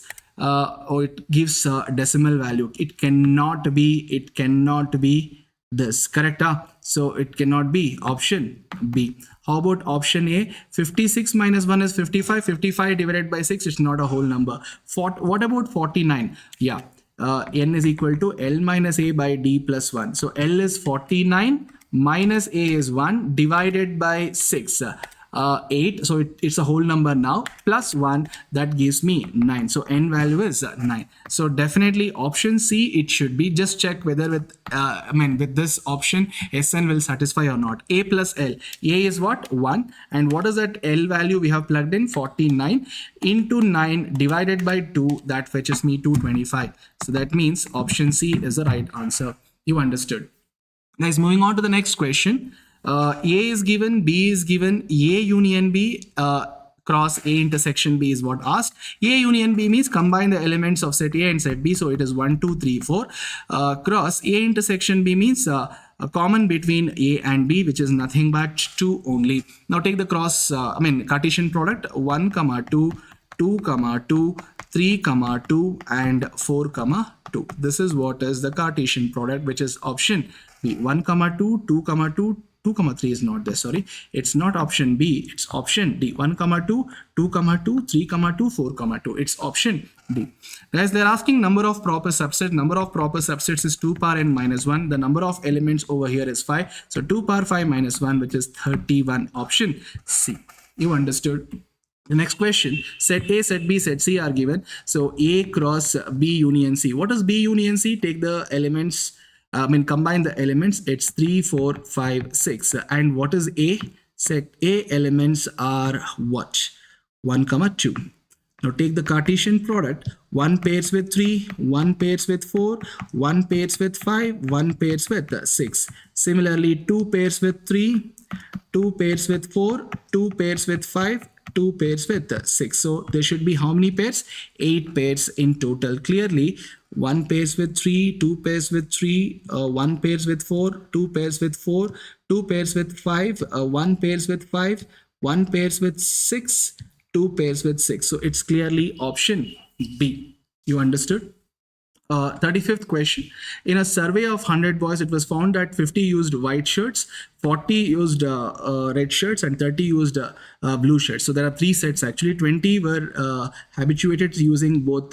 It is A intersection B, B intersection C. The question is how many number of boys who are using all the 4 colors. That means n of A intersection B intersection C. Guys, if not given, what is n of A union B union C? If not given, the total itself is n of A union B union C. So what's the formula? N of A plus n of B plus n of C minus n of A intersection B minus n of B intersection C minus n of A intersection C, finally n of A intersection B intersection C. So this is what we need to find. Take everything else on the LHS. First of all, on the LHS I have 100 minus 50 minus, because this becomes negative, n of B is 40 minus, this also becomes negative, minus 30.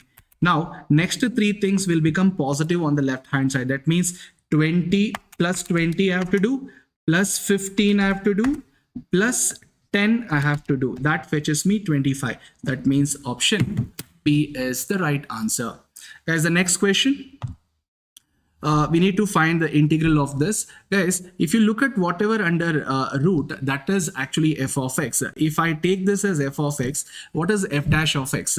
2x, because x square derivative is 2x. So I have got f of x. I have also got f dash of x, but not 2x actually. How do I get 2x there? By dividing 2 and multiplying with 2. So I told you, if you remember, if f of x and f dash of x both are there in the given question under the integral, this f dash of x and dx say tata bye bye.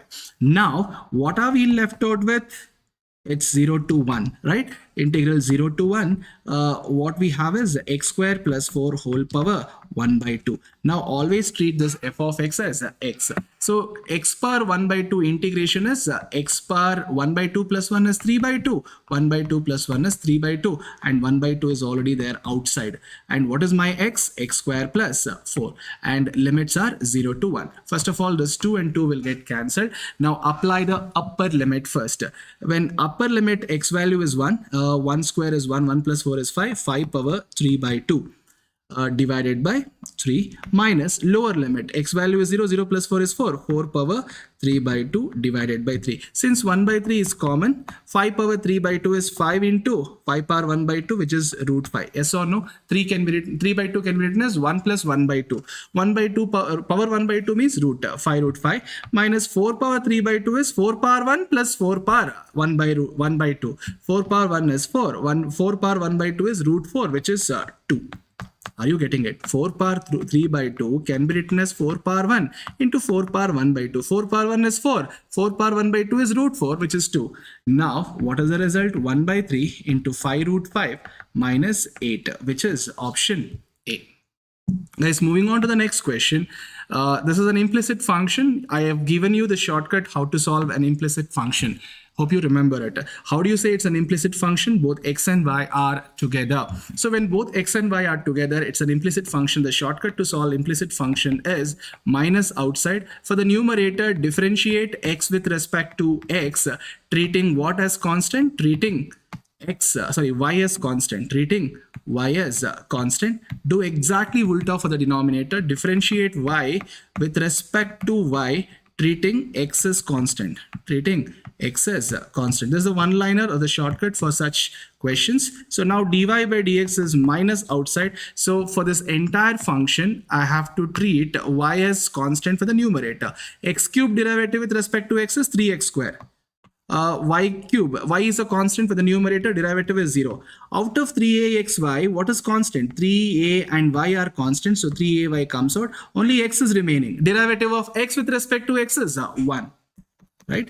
Denominator, exactly ulta I have to do. What is it? Treat x as constant, differentiate only y with respect to y. X cube, x is a constant, x cube is also constant, derivative of x cube is 0. Now y cube with respect to y, derivative is 3y square. Minus, what is constant among 3axy? For denominator, 3a and x are constant because x is constant for denominator. What is derivative of y with respect to y? It's 1. Guys, if you see, 3 is common in both numerator and denominator. Instead of taking common and then cancelling, we can cancel off 3 here itself. And if I take this negative sign inner, so what will happen is minus ay becomes plus ay and x square become negative, and denominator is y square minus ax. So clearly it is option A, ay minus x square divided by y square minus ax. Guys, 38th question. X is equal to 5t square plus 3, y is equal to 2t square plus 1. What is dy by dx? You can do it in one line because it's a parametric differentiation. For the numerator, differentiate y function with respect to t. Derivative of 2t square is 4t. Derivative of 1 is 0. For denominator, differentiate x function. Derivative of 5t square is 10t. Yes or no? T cancel. 2 2s are 2 5s are. So 2 by 5 is the right answer. Option D. Look at the next question. Guys, derivative of integration of e power x is e power x only. And let me just write this. 1 2 3 minus integration 1 2 3. 1 by x square can be written as x power minus 2 dx. Correct? So e power x integration is e power x only. And x power minus 2 integration is x power minus 1 divided by minus 1. Since the limits are same, it's 1 2 3. Guys, can I write minus into minus as plus? Yes. Now this is clearly e power x plus 1 by x. The limits are 1 to 3. Apply the upper limit first. E power 3 plus 1 by 3 minus, apply the lower limit. E power 1 plus 1 by 1 is 1. Now it's e cube minus e 1 by 3 minus 1 is minus 2 by 3. 1 by 3 minus 1. Take your calculator. 1 divided by 3 minus 1. That gives you 0.66. That is minus 2 by 3. Clearly, what is the right answer? Option A. E cube minus E minus 2 by 3. Guys, moving on to the next question. Question number 40. It's a question on what? A number series. Guys, I told you, if you remember, to check whether it is a multiplication pattern or a addition pattern, you have to see the last two numbers. So last but one number is only missing. So definitely it's one among the four options. So hit the moderate option. If I hit 70 here, guys, if you see last but one number, I mean 70 into 2, it's 140. It's way less than 3968. If you clearly see 3968 divided by 70, it's 56 times. So I told you, if you remember, if last number is like 40, 50 or 60 times more than the last but one number, you have to basically go for what? A square plus 1 or square minus 1 pattern. So square plus 1 or square minus 1 pattern. So I got to know it's definitely what? Not addition or multiplication. It is square plus 1 or square minus 1. So clearly 2 square minus 1 is 3. 3 square minus 1 is 8. So 8 square minus 1 is 63. Then 63 square minus 1. Just check. What is 63 square? 63 into equal minus 1. Clearly 3968. Definitely the answer is 63. Guys, moving on to the next question. Find the odd man out. If you look at 16, 25, perfect square, 36 also perfect square, 144, 196, 225, all these are perfect square except 72. So 72 is the odd man out. Guys, look at the next question. Statement is coded as this. If you look at statement has become reverse, exact reverse. So obviously political becomes what? This way. It is Lassie-Tillop. Option A is the right answer. As the next question, in a certain coding language, Sikkim is coded as this: S to T plus 1, I to H minus 1, K to L plus 1, K to J minus 1, I to J plus 1, M to L minus 1. So it's alternating plus 1 minus 1 pattern. For T, it is plus 1 U. For R, it's minus 1 Q. It's A plus 1 B, U Q B. And for I, it's minus 1, it's H. For N, it is plus 1, which is O. U Q B H O. U Q B H O. Which option? Option A or option B. Now, for N plus 1 I have done. For I have to do minus 1, which is H. For N, it's plus 1, it is O. For G, it is minus 1, which is F. So it's clearly option B, U Q B H O H O F, which is see, plus 1 minus 1 plus 1 minus 1 plus 1 minus 1 plus 1 minus 1. So clearly it is option B. Guys, the next question, it's a Laddu question. It's a letter to digit coding. Look at the word straight away. D. Have they given the code for D? No. Leave a blank. Have they given the code for O? Yes. Second letter, second digit 6. C. Have they given the code for C? No. T. Yes, they have given first letter, first digit, which is 2. O. It is 6. R is last letter, last digit here, it is 9. So for the first and the third position, no coding given, but last three digits are 269. Which option has got 269? It's clearly option C. 269 is present in only option C, right? And if you look at D and C, D is coded as 4. 4 is not among the given digits. Definitely it's possible. C is coded as 3. 3 is not among the, C is 3 is there among the given digits, right? 3 is so it is C, right? So it should not be this actually. There's a mistake in the thing. Yes or no? It's doctor, isn't it? So it should have been 4, 6 and something else. 269. So I think this should have been something else. So or else it should be C. So C is actually 3. Or else it should be 3. So there's only one option. Last three digits are 269. It is option C only. Is it clear? Next question. Komal walks 10 kilometers north from the starting position, 10 kilometers north. From there, he goes 6 kilometers towards south. That means downwards 6 kilometers. And this is definitely 4, right? And then goes 3 kilometers towards east. So this side 3 kilometers. And then how far and in which direction is he with respect to the starting point? Here is he finally, and this is what is the distance, slant distance. So obviously this horizontal is 3 and vertical is 4. So distance is root of 3 square plus 4 square, which is 25. Root 25 is 5. So 5 kilometer distance from starting position northeast. So 5 kilometer northeast. Option C is the right answer. Moving on to the next question, Sunita walked 30 meters towards east. From the starting point, 30 meters towards east, took right turn. Right turn means downwards, and 40 meters it is. Then she took a left turn. Left turn means R, right. Left turn means R, right, which is 30 meters.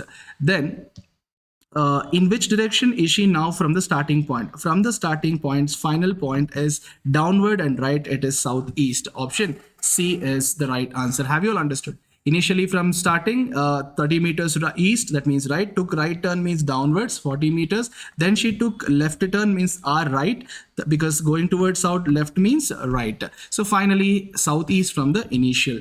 Moving on to the next question, that is 47th. Mr. X walks 14 kilometers towards north. From the starting position, 14 kilometers towards north. From there, he walks 8 kilometers south. So 8 kilometers down, and this should be definitely 6. From there, he walks 8 kilometers west. That means this side, 8 kilometers. Now this is the final position. What is the distance between starting and final? It's a slant one. So this is x. So x is obviously equal to root of vertical 6 square and horizontal 8 square. So which is 100. Root of 100 is 10 kilometers. So 10 kilometer northwest. 10 kilometer northwest from the starting position. So option A is the right answer. 48. Mr. X walks northwards from the starting position north. After a while, he turns to the right and a little further left. Finally, okay. First of all, he turns to the right and a little further, he turns to the left. Finally, after walking 500 meters, he turns to the left again. He turns to the left again. In which direction is he moving now? He's actually moving towards west. You understood? Mr. X walks towards northward. From the starting position, he walks towards northwards. Distances are not specified. After a while, he turns to his right. Right is right only. And a little further, he turns to his left. Left is upwards. Finally, after walking 500, this is 500 meters, he turns to the left. Left means our left only. Finally, he is going towards west direction. 49. P, Q, R, S, T, U are watching a movie sitting in a row. S is sitting at one of the extreme end. So which extreme? We don't know. Either it could be either left extreme or right extreme. Q is sitting second to the right of S. Second to the right of S means Q. This is the way actually. So that means S is at the left extreme, because they clearly said S is at one of the extreme ends. So we got to know I cannot place S at the right extreme because there's a person sitting to the two position to the right of S. Definitely it's Q. So if I place S to the right, S at the right extreme, I cannot place Q to the second right of S. So I have placed now S and Q. Total how many positions? 7. So that means 1, 2, 3, 4, 5, 6. 6 position to the right of S. Now, with respect to S and Q, find the statement. P is sitting between O and Q. Definitely P is here and O is here. U and O are not sitting at the right extreme ends. R is immediate left of T. That means R and T are immediate neighbors. Definitely the last two position. R is immediate left of T. That means clearly R is immediate left of T over here. Only one position remaining and only one person. Who is that? It's U. U should be over here. Who is sitting in the middle? P is sitting in the middle. Option B is the right answer. Is that clear, everybody? 8 persons A to H are sitting in a circle facing the center. 8 persons. Okay. 1, 2, 3, 4, 5, 6, 7, 8. Now look at this. take the Shaw statement first of all. D sits third to the left of A. So A at the bottom you place, third to the left of A means first, second, third. Here comes D. Is it clear? With respect to A and D, find the statement. E sits immediate right of A. So obviously E is here. Facing the center means A is facing the north. E is immediate right means right is right only.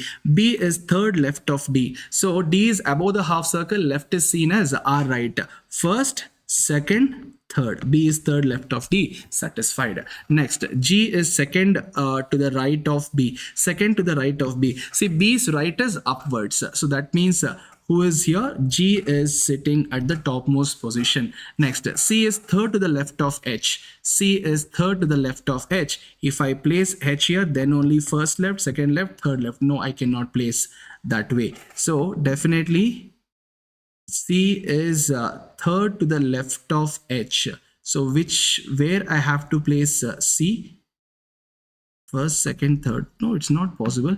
Have I missed out anything over here? Let me just cross check once again. I think I have missed a point. Okay. So first of all, 8 position, 1, 2, 3, 4, 5, 6, 7, 8. So D is third to the left of A. A is here, first, second, third. Here comes D.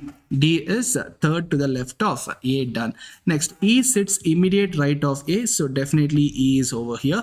B is third left of D. First, second, third. B comes here. And C is the neighbor of B. So C definitely over here. C definitely over here. Next, G is second right of B. So G is over here. And then H is C is third left of H. If that is the case, H has to be here. So C is third left of H. So earlier was correct only. Now who is the only person remaining? That is F. So F should be definitely over here. Now who is sitting exactly between F and E? It is A. Option D is the right answer. Is this clear, everybody? Right. So moving on to the next question. 5 senior citizens are living in a multi-storied building. Mr. Mahesh lives in a flat above Mr. Ashokan. It's not a sure statement. Above means we don't know whether it is exactly above or not. Mr. Lokesh in a flat below Mr. Gaurav. It's not a sure statement. Mr. Ashok lives in a flat below Mr. Gaurav. Not a sure statement. None of the statements is sure over here. So what we have to do is pick a person referred in most statement. Who is referred in most statement? Definitely it's not Mahesh. Mahesh you don't find in many statements, but Ashokan you can see in 2 statements. So let me mark Ashokan first. With respect to Ashokan, what is given? Mr. Mahesh in a flat above Mr. Ashokan. Leave a gap and mark Mahesh. We don't know whether exactly above or not. So why therefore make it a habit of leaving a gap. Now with respect to Ashokan, there's one more statement. What is it? Mr. Ashok lives in a flat. Ashokan lives in a flat above Mr. Gaurav. That means Gaurav should be below. Leave a gap and mark Gaurav. Now with respect to Gaurav, find the statement. Where is the statement? Mr. Lokesh in a flat below Mr. Gaurav. That means Lokesh should be below Gaurav. With respect to Lokesh, there is one more statement. What is it? Rakesh lives in a flat below Mr. Lokesh. So Rakesh over here. What's the question asked? Who lives in the bottommost flat? Rakesh. So option D is the right answer. Let's moving on to the next question. Question is 9 friends J to R are sitting in a row. L is the right of M and is third place to the right of N. So L is third place to the right of N. 1, 2, 3. So L is third to the right of N. L is to the right of M. So M will be to the left of M somewhere. Okay. So let me mark over here. It's not a short statement though, so let me just leave for a while. And with respect to N and L, find the statement, guys. K is at the end of the row, so K should be anywhere. And where to position K? O is third left of K. That means K should be at the extreme right. K should be at the extreme right. So that means K should be at the extreme right. That means there should be 8 position to the left of K. 1, 2, 3, 4, 5, 6, 7, 8. 1, 2, 3, 4, 5, 6, 7, 8 position to the left of K. With respect to K, O is third left of K. First left, second left, third left. So I have marked O. With respect to O, what is the statement? J is next to L and the left of O. J is next to L. First of all, L is here. So where do I locate L? I cannot locate L. J is left of O. So let me locate J over here. So even though it's not a sure statement, let me locate J over here. And where I have to locate N and L, definitely N and L will occupy this 4 position only. L is here and N is here. And J is next to L. Definitely J is next to L. And left of O. So J is left of O. That is also satisfied. Now what is remaining? L is right of M. So they haven't said whether immediate right. So we will take it as immediate right only. So what else is remaining, guys? Q is seated adjacent to both O and P. So Q should be here and P should be over here. Only one position remaining. Whose position is that? It's P to R. So P is already marked. P, Q, R. Oh, R is only this person, right? Now the question is what? Answer the following. Who is immediate left of M? Immediate left of M is R. Immediate left of M is R. Have you understood? Next, who is sitting at the center of the row? 4 on the left, center of the row is definitely J. Option B is the right answer. As moving on, when P saw Mr. Q, he recalled. So Q is recalling, that means Q is speaking to himself. Q is the speaker, P is a reference person. So he means reference person, that means P is the son to someone. Of whatever comes after is must be within the bracket. Son of someone, that someone should be above. Father of my, father of, father to someone. Who is that someone?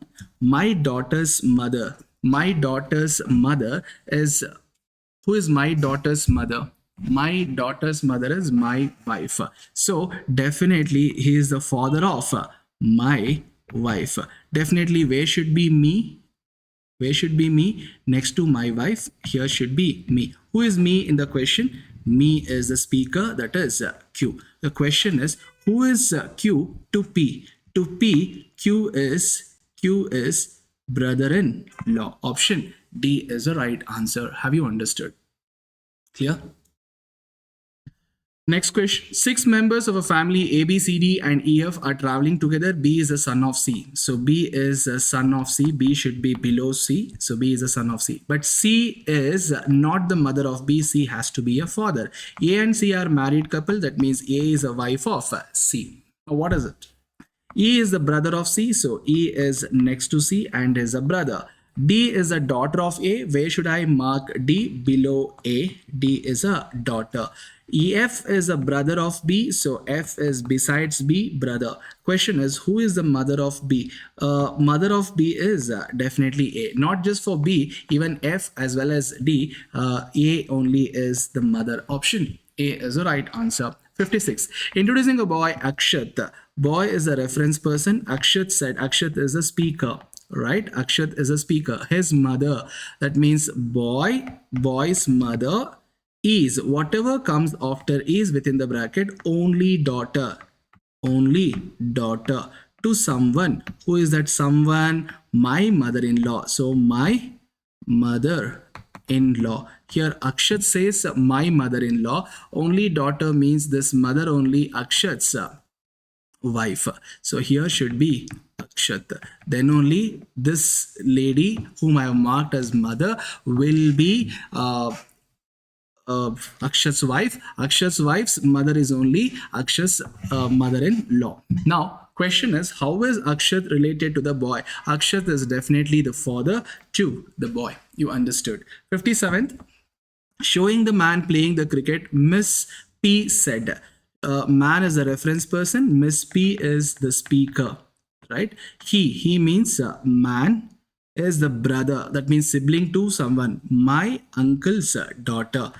Brother of my uncle's daughter. So my uncle's daughter is here. Therefore, my uncle should be above. So where should be myself? These two are my uncle's kids. So myself should be cousin to these two. Yes or no? So who is the man to Miss P? Definitely the man, and even this my uncle's daughter, both are cousins. So option B is the right answer. Guys, moving on to the next question, 58.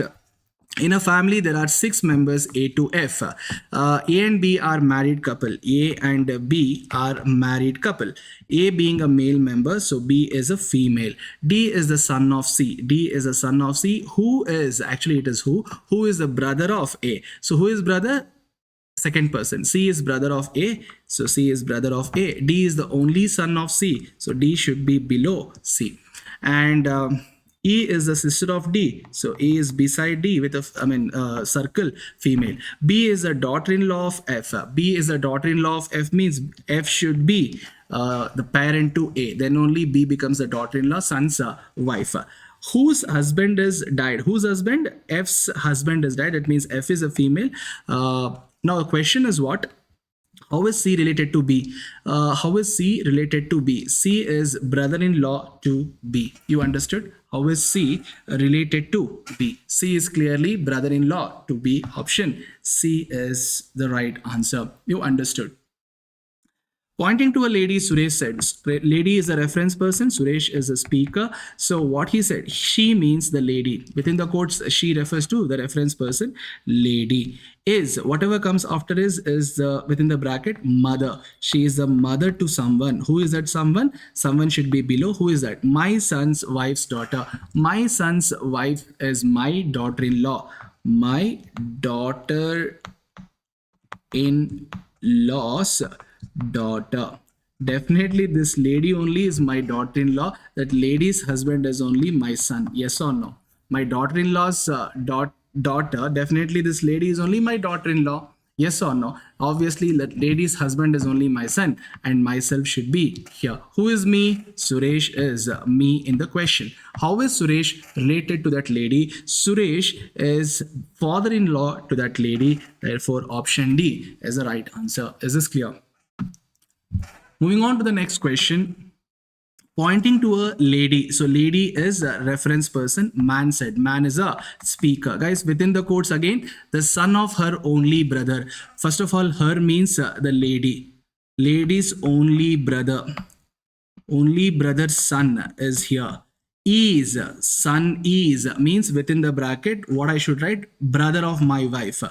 Brother of my wife. That means where should be my wife? Next to this fellow's son. So here should be my wife. Correct? Where should be myself? Husband to my wife. Who is me? Man. The question is, how is the lady related to the man? Where is the lady? Here. To the man, this is wife. Wife's mother is only the lady. That means mother-in-law. Yes or no? Oh, sorry, sister of, sorry, for these two people, this is father. Father's sister is, sister of father-in-law. So for this, for my wife, this fellow is father and this lady is sister. So sister of father-in-law, sister of father-in-law to myself. See, the question is, how is the lady related to the man? Man is here. Man's wife is this lady, right? I mean, this, my wife. To my wife, this fellow is father. Father's sister. So sister of. So definitely this wife's father is man's father-in. For myself, father-in-law. So father-in-law's sister is sister of father-in-law. Option B is the right answer. 61st. A perpendicular drawn from the point of intersection of two ogives gives you what? Median. Yes or no? That means second quartile. By plotting cumulative frequency against the respective class boundaries, we get ogives, right? The next question, guys, they have given this class intervals and the frequencies.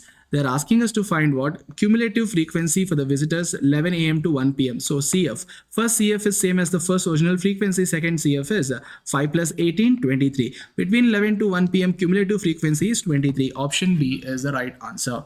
The class length for the following data is 5. Calculate the number of class intervals. Class intervals is nothing but range divided by class length.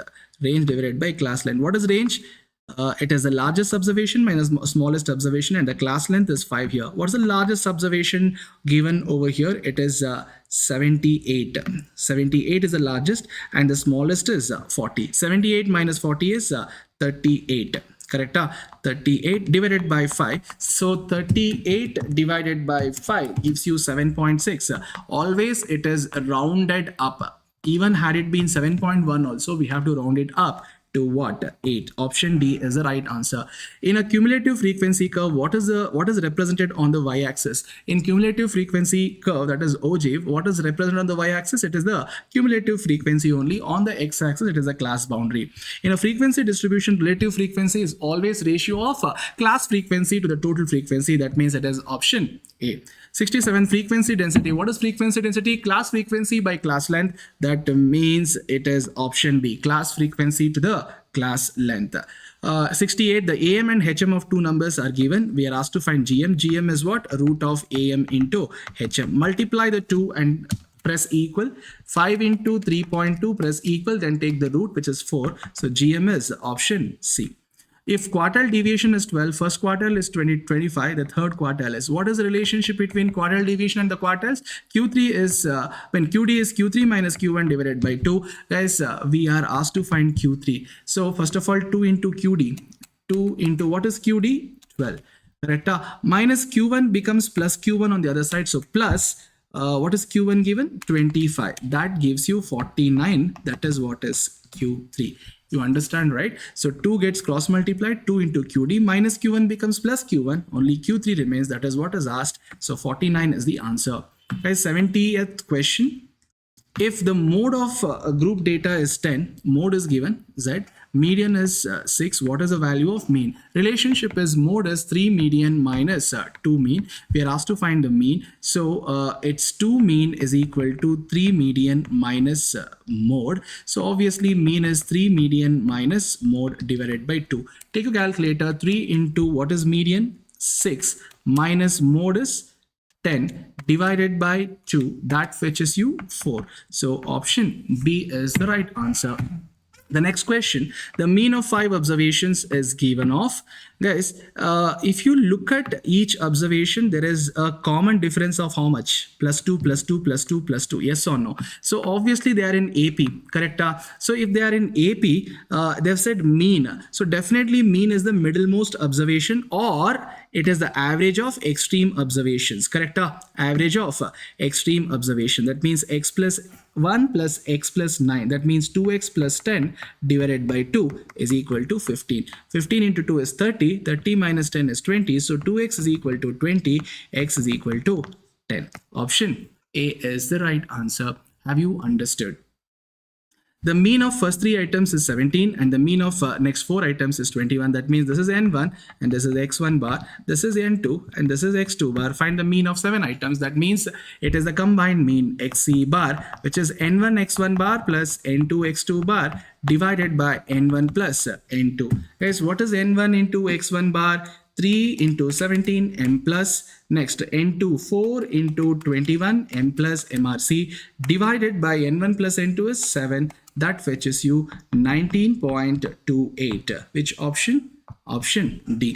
73rd question. The mean of 20 observation is 18.3. The mean is reduced by 0.6 when the new observation is added. I gave you a shortcut if you remember. When an observation is to be added or removed or corrected with a wrong observation is corrected with a correct observation, always the shortcut is what? X bar new is equal to X bar old into N old plus or minus x divided by n new. Guys, here one observation is to be added. Correct? One observation is to be added. Initially 20 observations are there. This is n old. N new becomes 21. Correct? N new becomes 21. So take your calculator. X new bar. Guys, they've said mean reduces by 0.6. Initial mean is 18.3.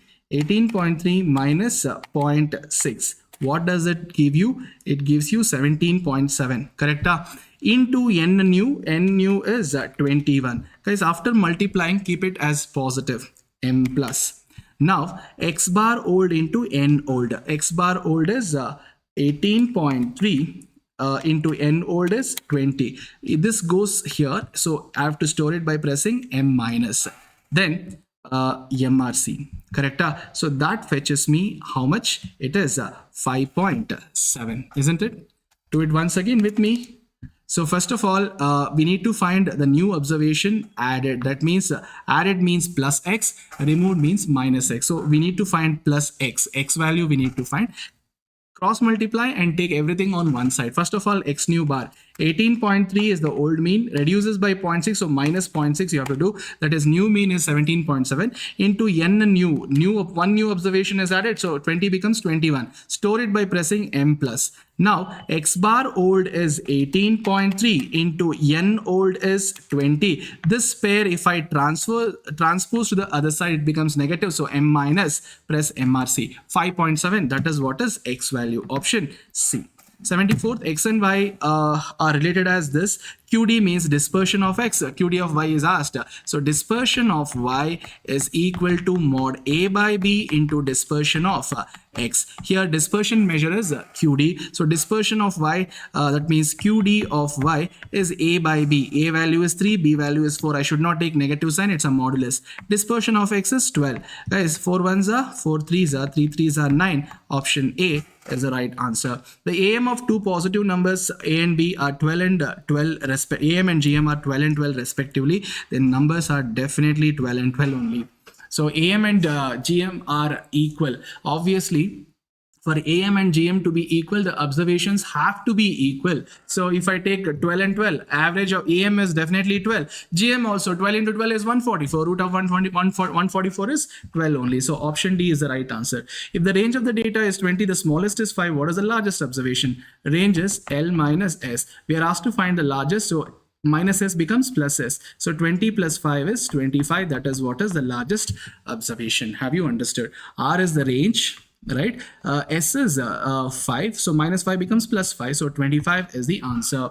Have you all understood? As a median of the following frequency distribution, we are asked to find what is median formula. L1 plus what's the formula?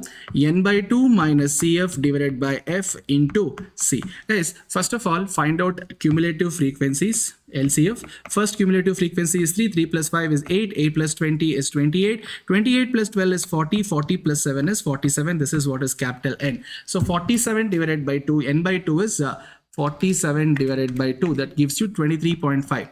This is what is N by 2. Guys, we have to take CF just less than that, 23.5, which is 8. So this is what is CF. The class next to it is the median class. So this is L1, this is L2. The frequency corresponding to median class is F. Is it clear? Now, take your calculator, do the calculation. Now, N by 2, first of all, 23.5 minus CF is 8. Divided by F. F is 20. Into C. The length of the median class 30 minus 20 is 10. Plus L1 is 20. That fetches you 27.75. Option A is the right answer. Guys, two variables x and y are related by this. Median of x is 10. What is the median of y? It's a central tendency measure. I have to use the entire equation. Just put x value as 10. 3 becomes minus 3, minus y becomes plus y. So guys, this is 20 minus 3 is 17. It should have been 14, 17, 15 and 16. Options are given wrong. It should be 17. Option B is the right answer. Guys, 79, if the mean and the median of the moderately skewed distribution, this is x bar and this is median, that is m. Find the most probable value of mode. So 3 median minus 2 mean. Take your calculator. 3 into what is median? 27.9. Press m plus 2 into what is mean? 26.8. Press m minus MRC. That fetches you 30.1. Option B is the right answer. Guys, moving on to the next question. Number is selected at random from first 13 numbers. So n of s is equal to 30. What is the probability that it would be a divisible by 3 or divisible by 9? Guys, there are two events here. Or means union. This is what we need to find. So it's P of A plus P of B minus P of A intersection B. Guys, what is P of A? P of A means number of numbers divisible by 3. 30 by 3 is 10. There are 10 numbers divisible by 3. So n of A is 10 and n of S is 30. P of B, number of numbers divisible by 8. So 30 by 8 you do 30 divided by 8, it is 3.75. You should take only the integral value. Even if it is 3.9, you must take 3 only, 3 by 30. Now, A intersection B means divisible by 3 as well as 8. That means 30 divided by LCM of 3 and 8 is 24. So 1 point something, but you must take only 1 by 30. So 10 plus 3 is 13, 13 minus 1 is 12. So 12 by 30 it is. So what is 12 by 30? 12 divided by 30 fetches you 0.4. Option B is the right answer. Is this clear, everybody? Moving on. A intersection B given, A union B given, P of B dash is given, P of A dash is asked. What is P of A dash? P of A dash is 1 minus P of A. First of all, how do I find out P of A? Guys, using P of A union B formula, which is P of A plus P of B minus P of A intersection B. Guys, P of B dash is 1 by 2. So obviously P of B is also 1 by 2 because complementary of P of B dash is 1 minus 1 by 2, which is 1 by 2 only. Now, all you need to do is P of A union B. What is P of A union B? 5 by 6. Type 5 by 6.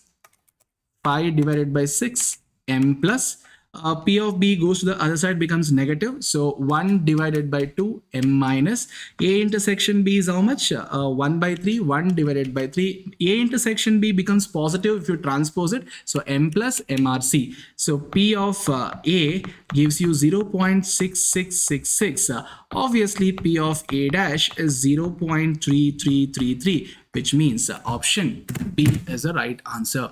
You understood. Guys, moving on to the next question. It is similar to the 80th question. How many numbers? 100 natural numbers. What's the probability it would be a multiple of 3 as well, or 7? That means A union B, P of A union B, which is P of A plus P of B minus P of A intersection B. What is P of A? 100 divided by 3, which is 33.33, but I must take only the integral value. 33 by 100 is the probability of getting a multiple of 3. Then multiple of 7, 100 divided by 7, it is 14.28. I must take only 14 out of 100. Now, 3 and 7 intersection means and, so 21 it is. The LCM is 21. So 100 by 21 fetches you 4.76, but I should take only 4 by 100. So take your calculator. 33 plus 14 minus 4 fetches you 43. So 43 by 100. Option D is the right answer. Is that clear, everybody? Moving on to the next question.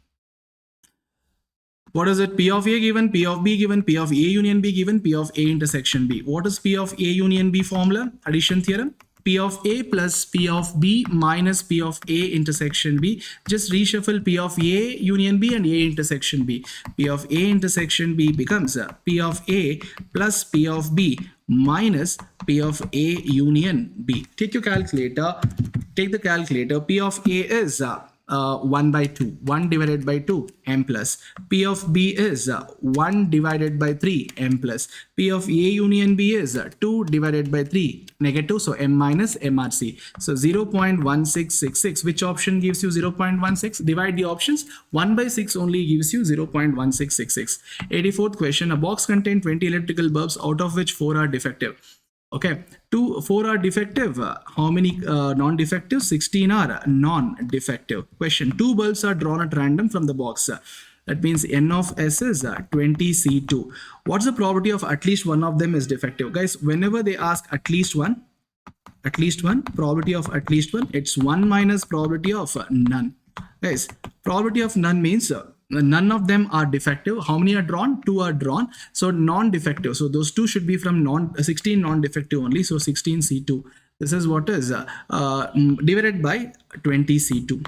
Right? So solve for denominator, take it up and multiply with the numerator. So 20C2 means 20 into 19 divided by 2. Now take it up, divide equal, into 16C2 means 16 into 15 divided by 2. Make it negative now, plus or minus, add 1 to it. So you get 0.3684. Which option gives you 0.3684? 7 by 19. How much it is? The same answer, option A. 85th one. A card is drawn at random from a pack of 52 cards. What is the chance of getting a club or a king? How many events? 2 events.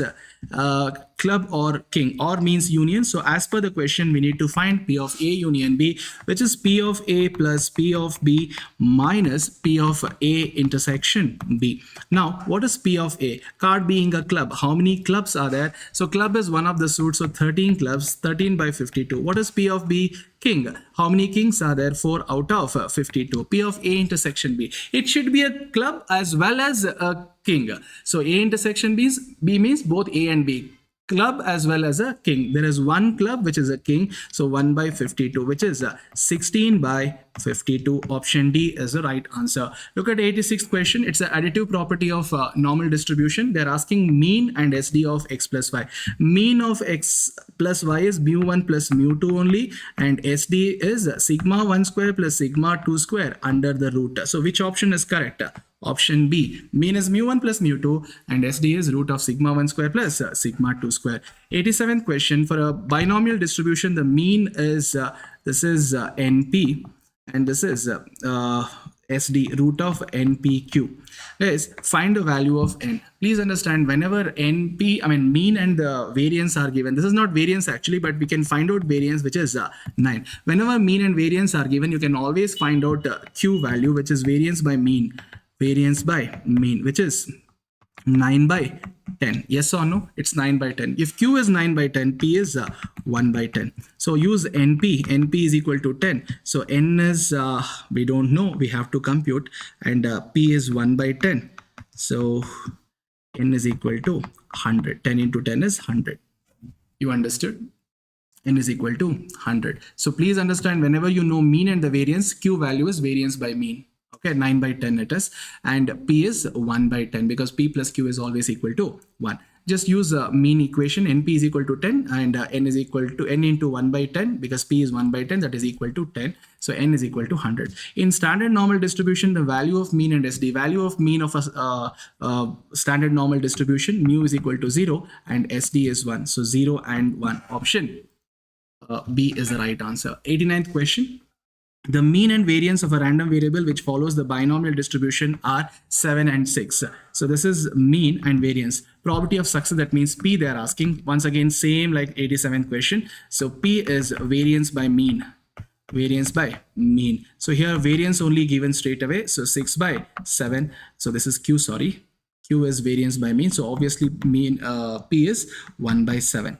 6 by 7 is failure. Probability of success is 1 by 7. You understood? So option C is the right answer. 90th one. 6 coins are tossed simultaneously. The probability of obtaining exactly 2 head. That means P of x equal to 2 is what they're asking. So you have to use binomial distribution because it's tossing of a coin. NCX, P power x, Q power n minus x. N is 6. So 6C, what is x? 2 here. P value, probability of success.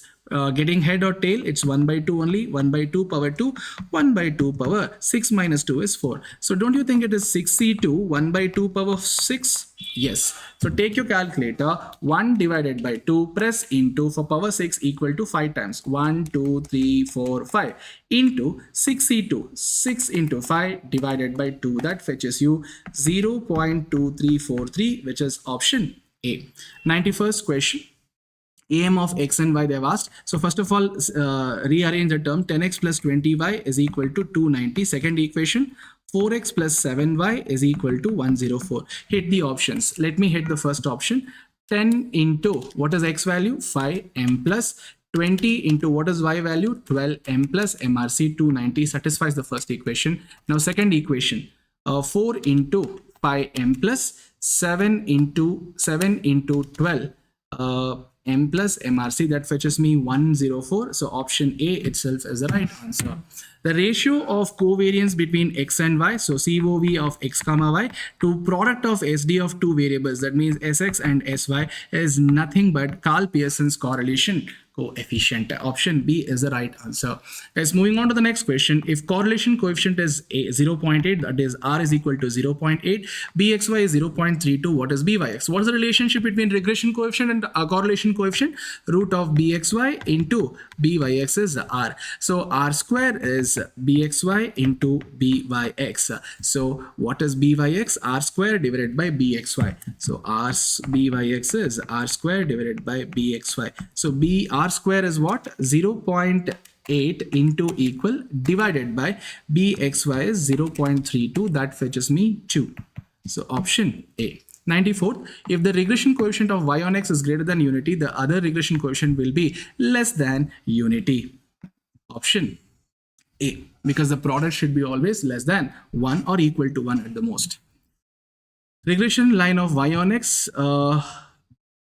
and correlation coefficient is 0.8. Regression coefficient of x on y, they are asking. Guys, they have said this is a y on x equation. From y on x equation to find b by x, what we have to do? X by y coefficient, x coefficient by y coefficient, that means 6 by 4 we have to do. Now it's nothing but 3 by 2. Now we have to affix the sign. For affixing the sign, look at the sign of x and y opposite in the form of ax plus by plus c or equal to c. If the signs are opposite, then the nature of the line is upper left to lower right.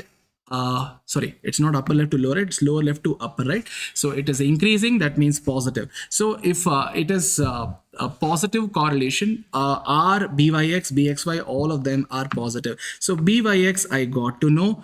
Now I need to find out a regression coefficient of x on y. That means bxy I need to find. So r is equal to root of bxy into byx. So r square by byx is equal to bxy. That's what it is. So by taking square on both the side. So what is byx? It's 3 by 2, which is 1.5. R square, first of all, r is 0.8 into equal for squaring divided by byx is how much? Byx is 1.5. That fetches me 0.42666. That means 0.4267. As 96th question, the gross monthly pay of an employee is 15,000 in the year 2020. The CPI in the year 2013 is 155, and 2020 is as the base year. With 2020 as the base year, if the employee is to be rightly compensated, should be 2023 actually, rightly compensated, what dearness allowance is to be paid. So what is DA? It's a current salary minus base salary, correct?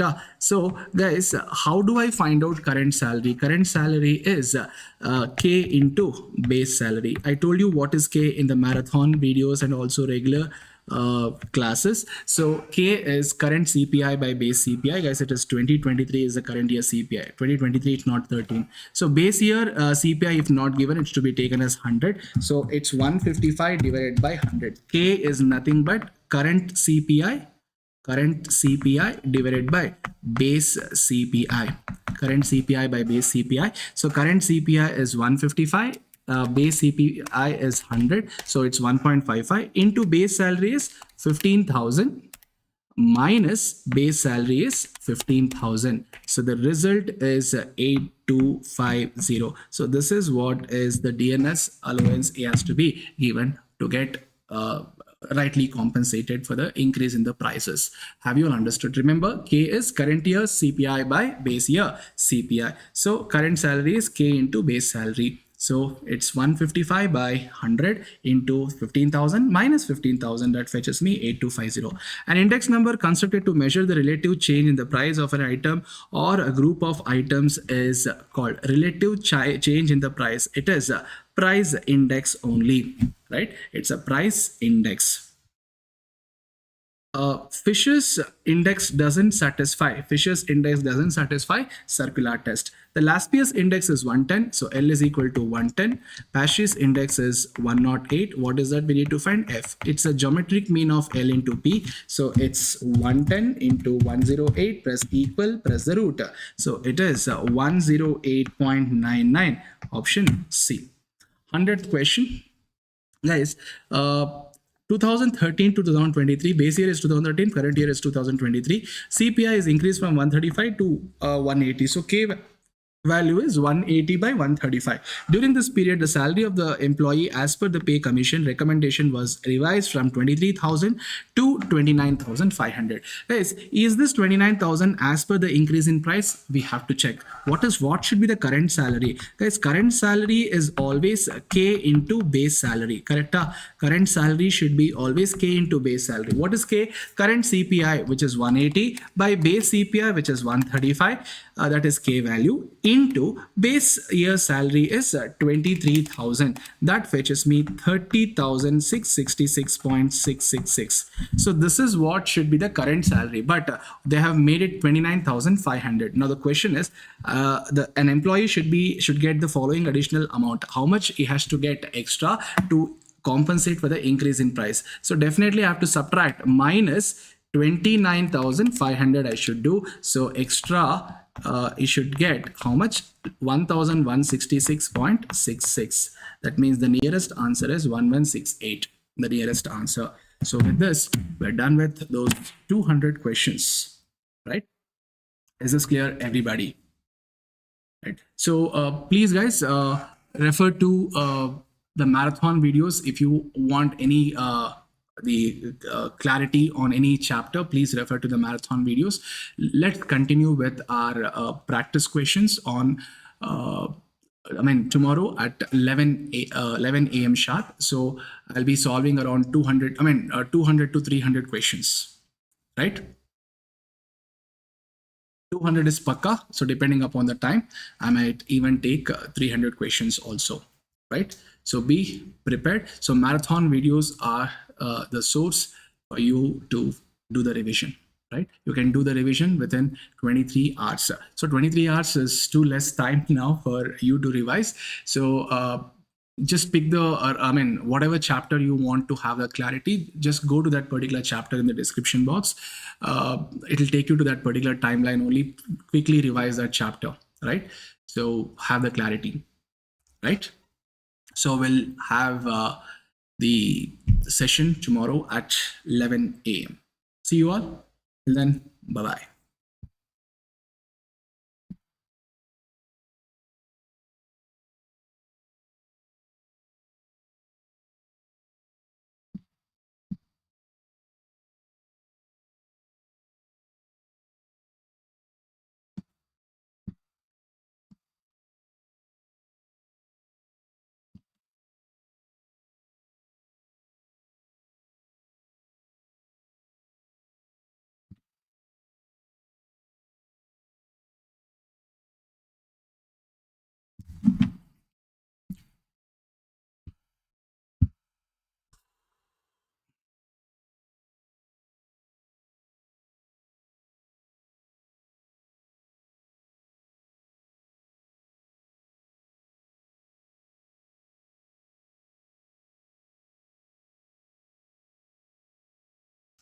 Hello, Anivet, can you end the this one?